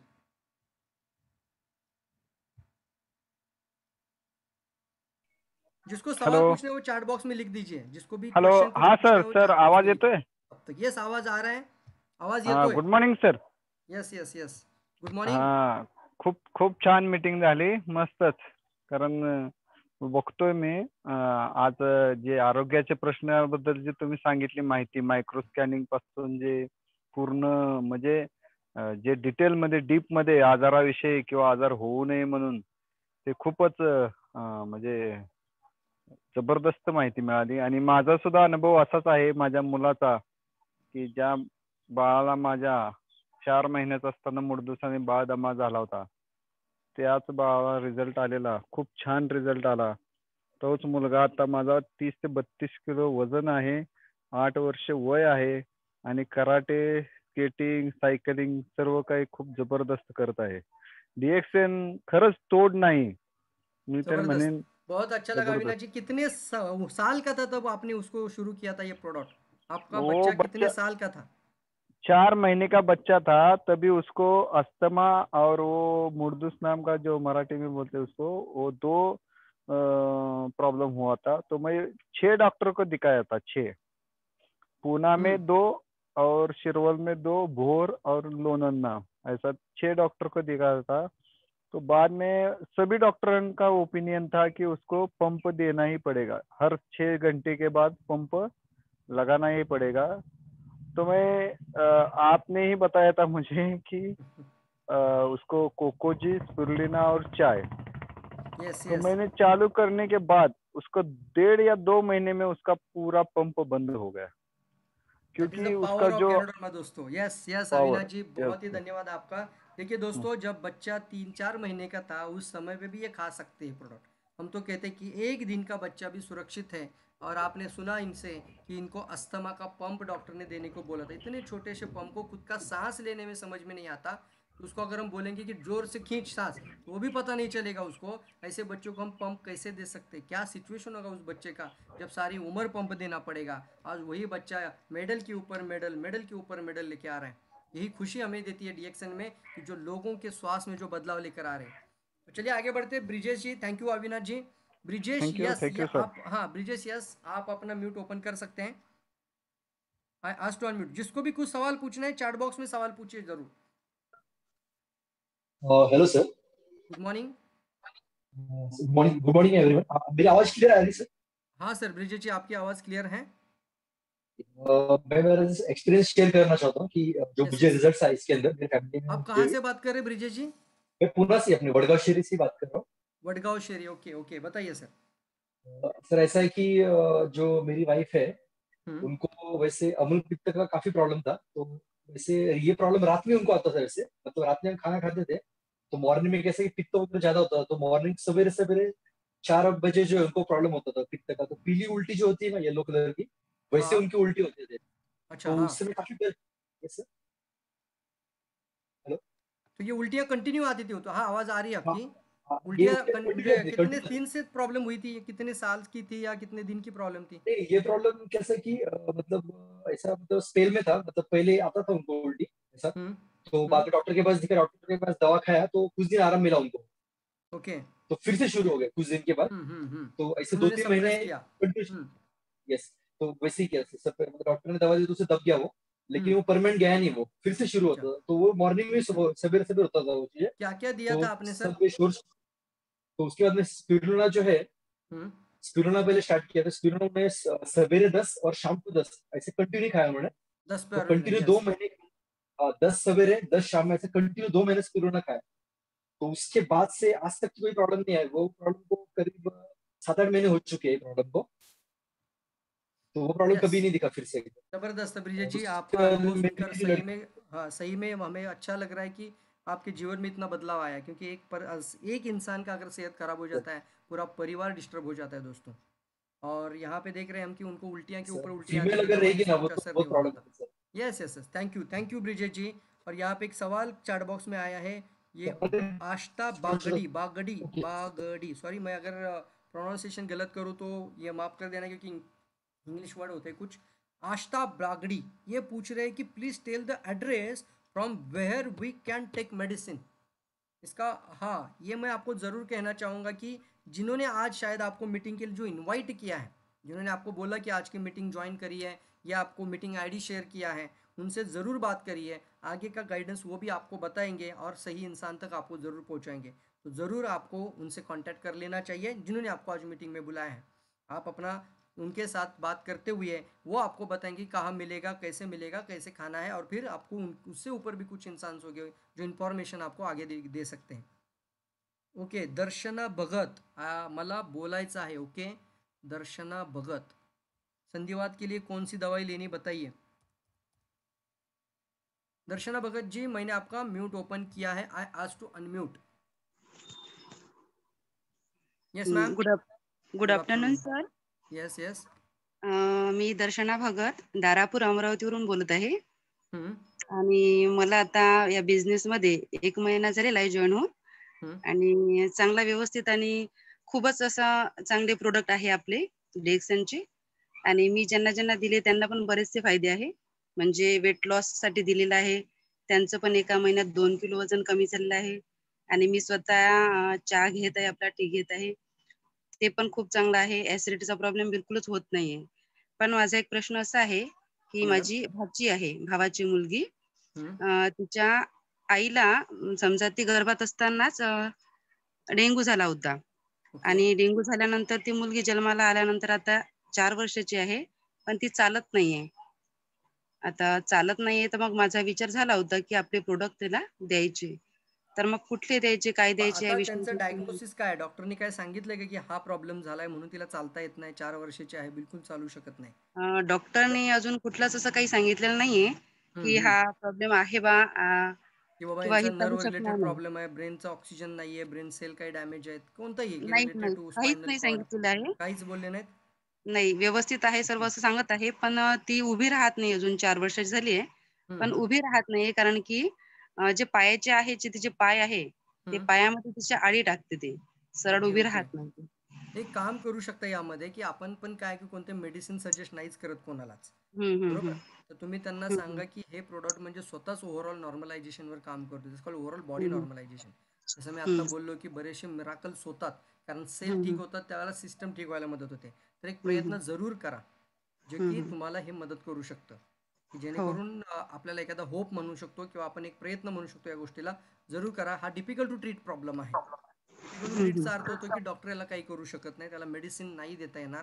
आयुष्यभर हम्म आपण पाहतो की पुढे जाऊन कदाचित डॉक्टर काय म्हणतात की त्या मुलीच्या हिलिंग ॲबिलिटीमुळे झाली तर ठीक होईल, तर याच्यासाठी काही हम्म मला दवाई डायरेक्टली नाही लिहून देत आहेत. पण हम्म गॅनोडर्माचे प्रोडक्ट नक्की तुम्ही शेअर करू शकता, बट एक हम्म अशा पद्धतीनेच द्या की एक शेवटचा प्रयत्न करा म्हणून. ओके. हम्म. आणि तुम्ही कोणाचे म्हणजे तुमचे टीम लीडर कोण आहेत मॅडम अमरावतीमध्ये? स्वप्नील गासे सर, कोणते सर? Akola. Swapnil Gase sir, okay, Akola. Swapnil Gase sir. Okay okay madam, regular Geeta ma'am. Programmes होतात, रेग्युलर मीटिंग्स पण अटेंड करा, म्हणजे तुम्हाला भरपूर इन्फॉर्मेशन कंटिन्युअसली होत राहील. हो, ठीक आहे. मीटिंग अटेंड करतच आहे मी. Yes yes. Okay Darshana ma'am. Okay, आपण धन्यवाद पुढे सर, जाऊयात. थँक्यू. येस येस, आपण पुढे जाऊयात. शीतल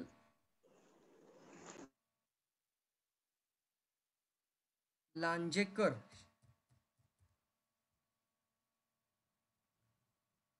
hand raise. Sheetal Lanjekar madam, तुम्ही तुमचा हँड रेज करा. तुमच्या बाजूला बघा रेज युअर हँड असं एक ऑप्शन येतो, पण तुमचं नाव या ठिकाणी शो होत नाहीये.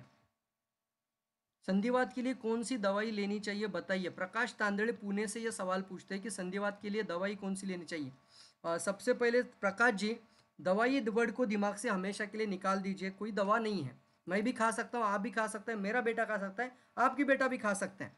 ये एक नेचुरल सोल्यूशन है. हम अगर आज खाए तो आने वाले समय में बीमार ना हो, इसके लिए खाएंगे. जो ऑलरेडी प्रॉब्लम है उनको ज़्यादा मात्रा में देना है, धीरे धीरे बढ़ाना है, वो आपको गाइडेंस किया जाएगा. अब आपकी प्रॉब्लम के ऊपर संधिवात अगर है तो उसके लिए गैनोडर्मा मेन आता है, स्पायरुलिन आता है, नोनीजी आता है और कोकोनट ऑयल आता है. वर्जिन कोकोनट ऑयल, जो कि तेल की कमी की वजह से जो जॉइंट के अंदर जो होना चाहिए एक नमीपन, ऊज नहीं रहने के कारण कट कट आवाज़ आती है, तो उसके लिए अंदर एक तेल का भी ज़रूरत है. और साथ ही साथ जो यूरिक एसिड फॉर्मेशन होता है जॉइंट के अंदर, उसको रिमूव करने के लिए ये गैनोडर्मा, ये प्रोडक्ट ये पूरी तरीके से मदद करेंगे. तो आरजीजीएल, स्पायरुलिना, नोनीजी, कोकोनट ऑयल, ये कम से कम ज़रूर लीजिए. ठीक है. तो और जिन्होंने आपको बुलाया उनको एक थैंक यू मैसेज करते हुए उनको पूछे कि आगे मुझे क्या करना है, कैसे लेना है. और है यहाँ पे पल्लवी कुंभार वांट टू टॉक. आप अपना ओके हँड रेज करिए, मैं आपका म्यूट ओपन करता हूँ. शीतल लांजेकर मॅडम, तुम्ही तुमचं म्यूट ओपन करा, परत एकदा ट्राय करा.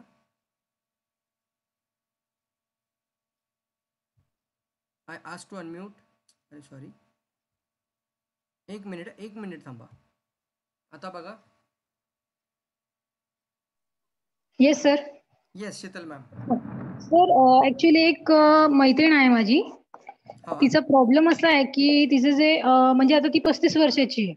ओके. ठीक आहे. आणि 6 वर्षापूर्वी तिचे पिरियड्स बंद झालेत आणि तिचे युट्रस जे आहे ते आता श्रिंक झाले, त्याच्यामुळे तिला बाळ होण्याची अपेक्षाच नाहीये. काही आता करता किती येईल वर्ष का? वय आहे त्यांचं? 35 वर्षाची आहे ती. ओके. आणि युट्रस आणि श्रिंक झालेलं आहे, हो, आणि बरोबर? 6 वर्षापूर्वीच तिचे पिरियड्स थांबून गेले. 35 वर्ष वय आहे. सो हो. जस्ट ट्राय इट मॅडम, कारण असे काही अनुभव आहेत डीएक्सएनच्या इतिहासामध्ये आहेत. डीएक्सएन मध्ये एक लेडी 57व्या वर्षी कन्सिव्ह झालेलं आहे, त्यांना मूल वयाच्या 57व्या वर्षी. 57 म्हणजे मोर दॅन इनफ ना. हो हो. तर प्रयत्न करा, ज्यादा डोस द्या. 6 RG 6 gel 6 spirulina, 10 RG 10 gel 10 spirulina.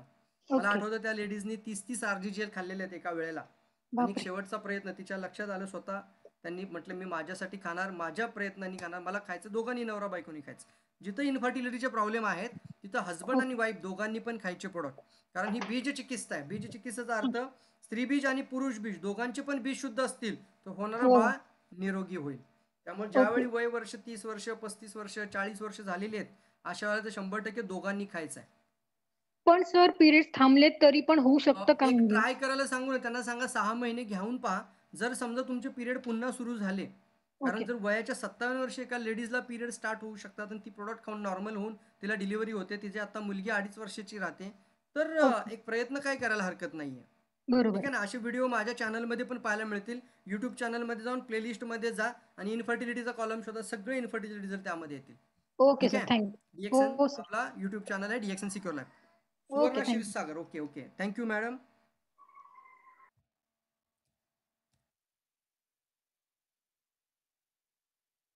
सुवर्णा मॅडम, क्षीरसागर मॅडम, तुम्ही तुमचं हे करा. SUVA.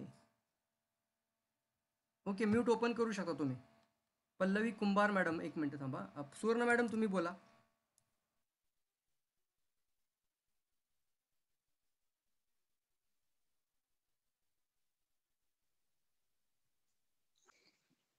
सर माझ्या भावाची मुलगी आहे तर तिला जास्त बोलता लागली. हा, गुड मॉर्निंग सर. भावाची मुलगी, माझ्या चालताच येत नव्हतं आणि आता थोडंफार चालायला लागली पण बोलण्याचं तिला नॉलेज नाही, म्हणजे बोलताच येत नाही जास्त मराठी. आता वय किती आहे तिचं? 5 वर्ष सर. 5 वर्ष. ओके. सगळ्यांसाठी एक महत्वाची इन्फॉर्मेशन देतो, कारण 1 वर्ष 2 वर्ष 3 वर्ष वयामध्ये जेव्हा प्रॉब्लेम्स येतात मुलांना छोट्या, त्याचं कारण आहे पहिलं आई वडिलांनी खायला पाहिजे गॅनाडॉर्मा. सगळ्यांनी लक्षात ठेवा, प्रत्येक कपलला इथून पुढे सांगा की बाबा रे मूल नंतर बघ, तुमचं लग्न झाले तर दोघांचं पण वेलनेस पहा, दोघांची पण बीज चांगली असू द्यात, कारण आपले गुण सुद्धा मुलांमध्ये उतरतात तर तुमचे दोष सुद्धा उतरतात ना. छोट्या छोट्या गोष्टी असतात पण त्याचा इम्पॅक्ट त्या छोट्या बाळांवरती मोठा होतो. त्यामुळे दोघांनी पण खायचंय प्रोडक्ट, जास्त मात्रेमध्ये खायचं आहे, जेणेकरून 4-6 महिने 8 महिने वर्षभर खा, नंतर मुलाचा चान्स घ्या. दुसरा मेन पार्ट आहे, ज्यावेळी अशा केसेस येतात समोर आमच्या त्यावेळेला 2 प्रॉब्लेम येतात. एक असतो स्ट्रक्चरल प्रॉब्लेम, दुसरा तो फंक्शनल प्रॉब्लेम. स्ट्रक्चर म्हणजे गर्भामध्येच प्रॉब्लेम घेऊन आलेलं बाळ आहे. म्हणजे काय म्हणतो आपण त्याला की जन्माला येताना एखाद्याला समजा एका डोळ्याने दिसत नाही तर तो स्ट्रक्चरल प्रॉब्लेम झाला, म्हणजे हे आपल्या लक्षात येतं. तर ते स्ट्रक्चरल प्रॉब्लेम असेल म्हणजे निसर्गाकडूनच आलेला आहे तर त्याला आपल्याला बदल नाही करता येणार. पण जन्माला आल्यानंतर 1 वर्ष व्यवस्थित होता, 2 वर्ष व्यवस्थित होता, ते बाळ 3 वर्ष व्यवस्थित होतं आणि नंतर त्याला हेल्थ प्रॉब्लेम आला, ट्राय करा, म्हणजे फंक्शनल प्रॉब्लेम आहे. तर या ठिकाणी मला हे सांगायला नक्की वाटेल तुम्हाला, म्हणजे सुवर्णा मॅडम, की त्यांना सांगा की एक प्रयत्न हा करा की जेणेकरून मेंदूला ब्लड सप्लाय जात नाही, मेंदूला ऑक्सिजनचा पुरवठा होत नाही, त्यामुळे मेंदूला जर रक्त पुरवठा झाला नाही तर मेंदूची वाढ कमजोर होते. आणि अशा वेळेला आत्ता वय 5 वर्ष आहे तर अजून 7 वर्ष किंवा 12 वर्ष अजून तुम्ही 12व्या वयापर्यंत तिच्या ब्रेनची डेव्हलपमेंटसाठी चांगलं फूड तिला सजेस्ट करू शकता. असंच बोला की वयाच्या 12 पर्यंत तुम्ही चांगलं फूड मेंदूला देऊ शकता, जे मेंदूला खुराक असेल, जे मेंदूसाठी चांगलं पोषण असेल तर ते तिच्या लाईफसाठी उपयोगी पडेल. ठीक आहे मॅडम? हा सर, ऐका ना, आता तिला मी कोकोजी देते ऑलरेडी, पण ती स्पेरुलिना खात नाहीये. हिरवं दिसतं त्याला शेवाळ स्पेरुलिना, ती खात नाहीये. कोकोजी किती खाते हातावर घेऊन पूर्णपणे, एका टायमिंगला एक पुडी म्हटलं तर खातीये, पण स्पेरुलिना नको म्हणतीये. तिची तब्येत पण कमकुवत आहे, म्हणजे बॉडी कमकुवत आहे. स्पिरुलिना 5 वर्षाची मुलगी आहे तर मला काय वाटतं स्पिरुलिनाची कुकीज द्या, स्पिरुलिनाची पावडर रोझेलमध्ये मिक्स करून ज्यूस बनवून सरबत करून द्या. थोडंसं रोझेल, थोडंसं लेमन ज्यूस पूर्ण एकत्र करून ज्यूस करा. ठीक आहे ना? कॅप्सूल तर 5 वर्षाची बाळ आहे, तर माझी पण मुलगी 5-6 वर्षाची होती, म्हणजे मला आठवतं 3-4 म्हणजे 1.5 वर्षाचा मुलगा माझा स्पिरुलिना डायरेक्टली चावून खात होता. पण आता ते ती 5 वर्षाची आहे तर तिला जर नसेल चावून खायचं तिला गिळून खायला शिकवा. ठीक आहे? पण तिला खाल्ली पाहिजे, तिने खाल्लं तरच तिच्या पेशींना पोषण जाईल आणि ब्रेनच्या सेलला पोषण पाहिजे आता. ठीक आहे मॅडम? हा सर, आणि मम्मीच्या पायाला की नाही सारखा वात येतो, बोट वाकडी होतात, तर त्यासाठी काय?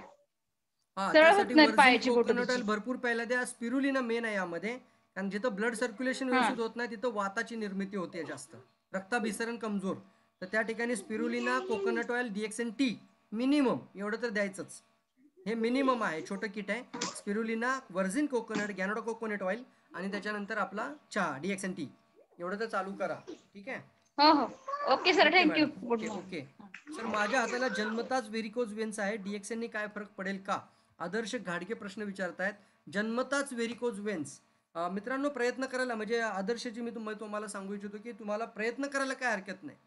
महिना 2 महिने घ्या, कारण व्हेरिकोज वेन्स असा आहे आजार की तो जर वाढत गेला तर तो तुमच्यासाठी मोठं ऑपरेशनकडे घेऊन जाईल. कदाचित तुम्हाला जन्मापासून आहे, किती सिव्हिअर आहे माहिती होणार नाही आपल्याला, पण प्रोडक्ट खायला हरकत नाही आहे. पण एखादी गोष्ट जर जन्मजात असेल, जन्मापासून, तर कदाचित ती निसर्गाकडून आलेली आहे, म्हणजे तुमच्या शरीराच्या स्ट्रक्चरल प्रॉब्लेममध्ये असू शकते.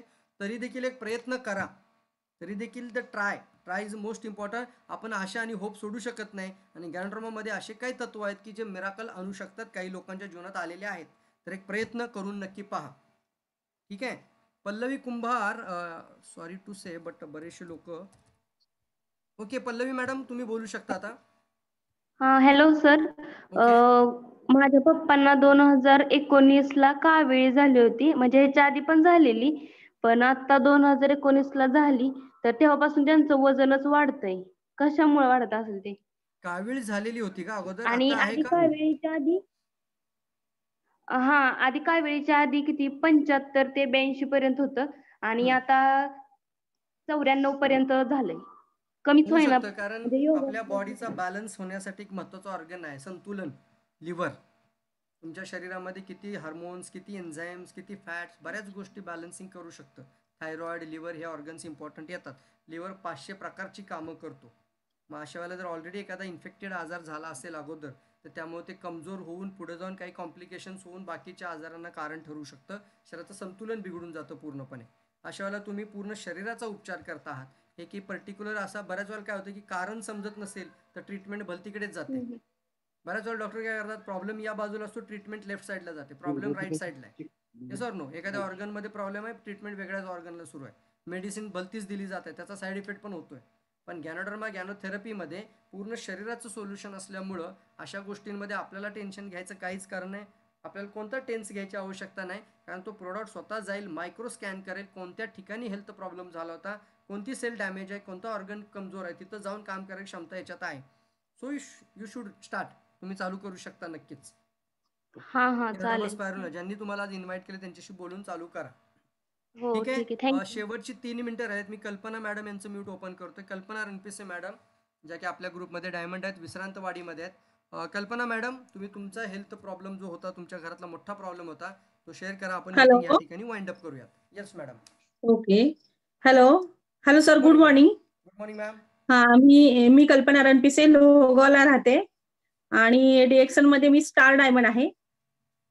माझ्या मिस्टरांना असा प्रॉब्लेम झाला होता की त्यांना MS म्हणजे मल्टिपल स्क्लेरोसिस डिझीज असा नावाचा एक आजार आहे. तर ह्या आजारावर औषध नाहीये, म्हणजे MS आणि MND आणि MS हे 2 आजार असे आहेत की याच्यावर ॲलोपॅथिक मध्ये सुद्धा औषध नाहीये. आणि असा आजार झाल्यानंतर तो माणूस पूर्ण विकलांत मध्ये जातो, म्हणजे विकलांग होतो तो. त्याचं सगळं आपल्यालाच करावं लागतं, म्हणजे तो पूर्ण बेडवर पूर्ण त्याचं सगळं खाणं पिणं सगळ्या गोष्टी आपल्याला स्वतःला कराव्या लागतात. पण म्हणजे थँक्स, मी DXN मला भेटलं आणि मी DXNचे हे प्रोडक्ट माझ्या मिस्टरांना अगदी म्हणजे दिवसाला 120 गोळ्या मी त्यांना चारत होते. असं तब्बल मी 8 ते 9 महिने दिवसाला 120 गोळ्या त्यांना दिलेल्या आहेत. आणि हे काय औषध नाहीये, हे फूड आहे, हे अन्नासारखं तुम्ही खाऊ शकता. आणि ह्याचा सगळा म्हणजे पूर्ण नॉलेज घेऊन प्रवीण सरांशी बोलून, डॉक्टर सरांशी बोलून हे सगळं आम्ही त्यांना देत गेलो. आणि इतका मिराकल रिझल्ट आहे माझ्या मिस्टरांचा की त्या स्टेजला जो माणूस जातो ना, तर तिथपर्यंत ते गेलेच नाहीत. म्हणजे त्याच्या आधीच ते इतके चांगले झाले, म्हणजे की ज्यांना असं चालताना बॅलन्स जात होता, गाडी चालवू शकत नव्हते किंवा धरून न्यावं लागायचं. आम्ही भरपूर त्यांना म्हणजे इतका खर्च केला दवाखान्याला, पण तिकडं आम्हाला काही रिझल्ट नाही आला. पण जेव्हा मी DXNचं प्रोडक्ट त्यांना दिलं आणि इतका छान रिझल्ट आला की मला अगदी 3 ते 4 महिन्यामध्ये इव्हन आम्ही सिंगापूर सुद्धा करून आलो सर. म्हणजे आम्ही फिरून सुद्धा आलो, इतकं त्यांना फरक पडला. म्हणजे आम्हाला टेन्शन होतं की हे कसे राहणार, पण आम्ही हे पण करून आलो. आणि दुसरी गोष्ट म्हणजे की आता ते स्वतः सगळं स्वतः करतात ते, इव्हन गाडी सुद्धा ते चालवतात ते. आणि खरंच मी म्हणजे अगदी मी शब्दात नाही सांगू शकत, मी ज्ञानोधर्माला माझ्या जीवाच्या पाड जपते. कारण की ह्या ज्ञानोधर्मामुळे किंवा ह्या DXN मुळे माझे मिस्टर आज एवढे चांगले आहेत आणि म्हणून आम्ही एकदम सुखी जीवन जगत आहे. आणि हेच मला इतका आनंद आहे, ही माहिती घेऊन मी खूप लोकांपर्यंत पोहोचले. माझे इतक्या लोकांचे अनुभव किंवा इतके रिझल्ट मला आहेत, अगदी छोटे 9 महिन्याच्या बाळापासून अगदी 1.5 वर्षाच्या बाळापासून MNDचे पेशंट किंवा असे पण भरपूर माझ्याकडे पेशंट आले त्याच्यानंतर. पण सगळ्यांचे रिझल्ट इतके छान आहे. हे सगळं ऐकल्यानंतर आपल्याला इतकी खुशी वाटते की अरे आपण हे जे काम करतोय ना हे पुण्याचं काम आहे.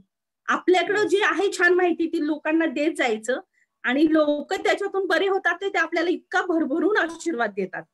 आणि यामुळेच आपलं DXN नंबर 1 सर, नंबर 1. मी तर म्हणते की DXN नंबर 1.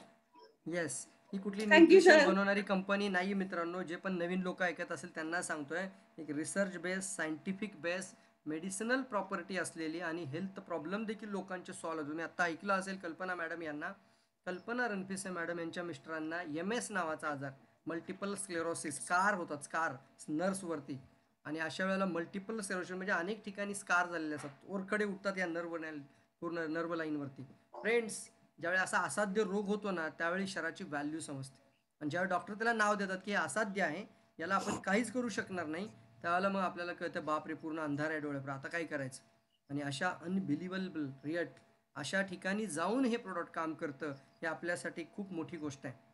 हीच गोष्ट एवढी पॉवरफुल आहे की याच्यामुळे तुम्ही अनेक लोकांपर्यंत पोहोचू शकता. परंतु मला हे नक्की तुम्हाला शेअर करायचं जाताना शेवटचा मेसेज माझ्याकडून तुमच्या सर्वांसाठी असेल या मीटिंगच्या वाइंडअपमध्ये.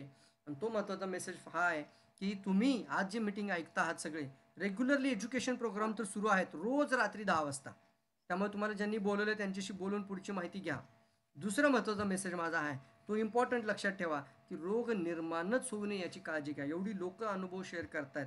आज 200 देशातल्या लोकांना हा प्रोडक्ट माहीत झाला आहे. तुम्हाला जर आज माहिती होत असेल तर चहानी सुरू करा, कॉफीनी सुरू करा, स्पिरुलानी सुरू करा, एक सिंगल कुठल्याही प्रोडक्टनी सुरू करा, नो इश्यू. मोठा प्रॉब्लेम असेल डिस्कस करा, प्रॉपर वे नीट प्रोडक्ट चालू करा आणि लवकरात लवकर स्वतःसाठी चांगला फायदा घ्या. स्वतः यूज करा आणि फायदा होतोय ना तर नक्की हे मिशन जागृत करा, अनेक लोकांपर्यंत घेऊन चला. ज्या ठिकाणी पूर्ण शरीराचं सोल्युशन, ओव्हरऑल बॉडी नॉर्मलायझेशन आणि संपूर्ण शरीराचं सोल्युशन नैसर्गिकरित्या body servicing. Thank you all of you. आपण या ठिकाणी मीटिंग वाइंड अप करत आहोत. Thank you all. Thank you. Okay, thank you sir. Thank you.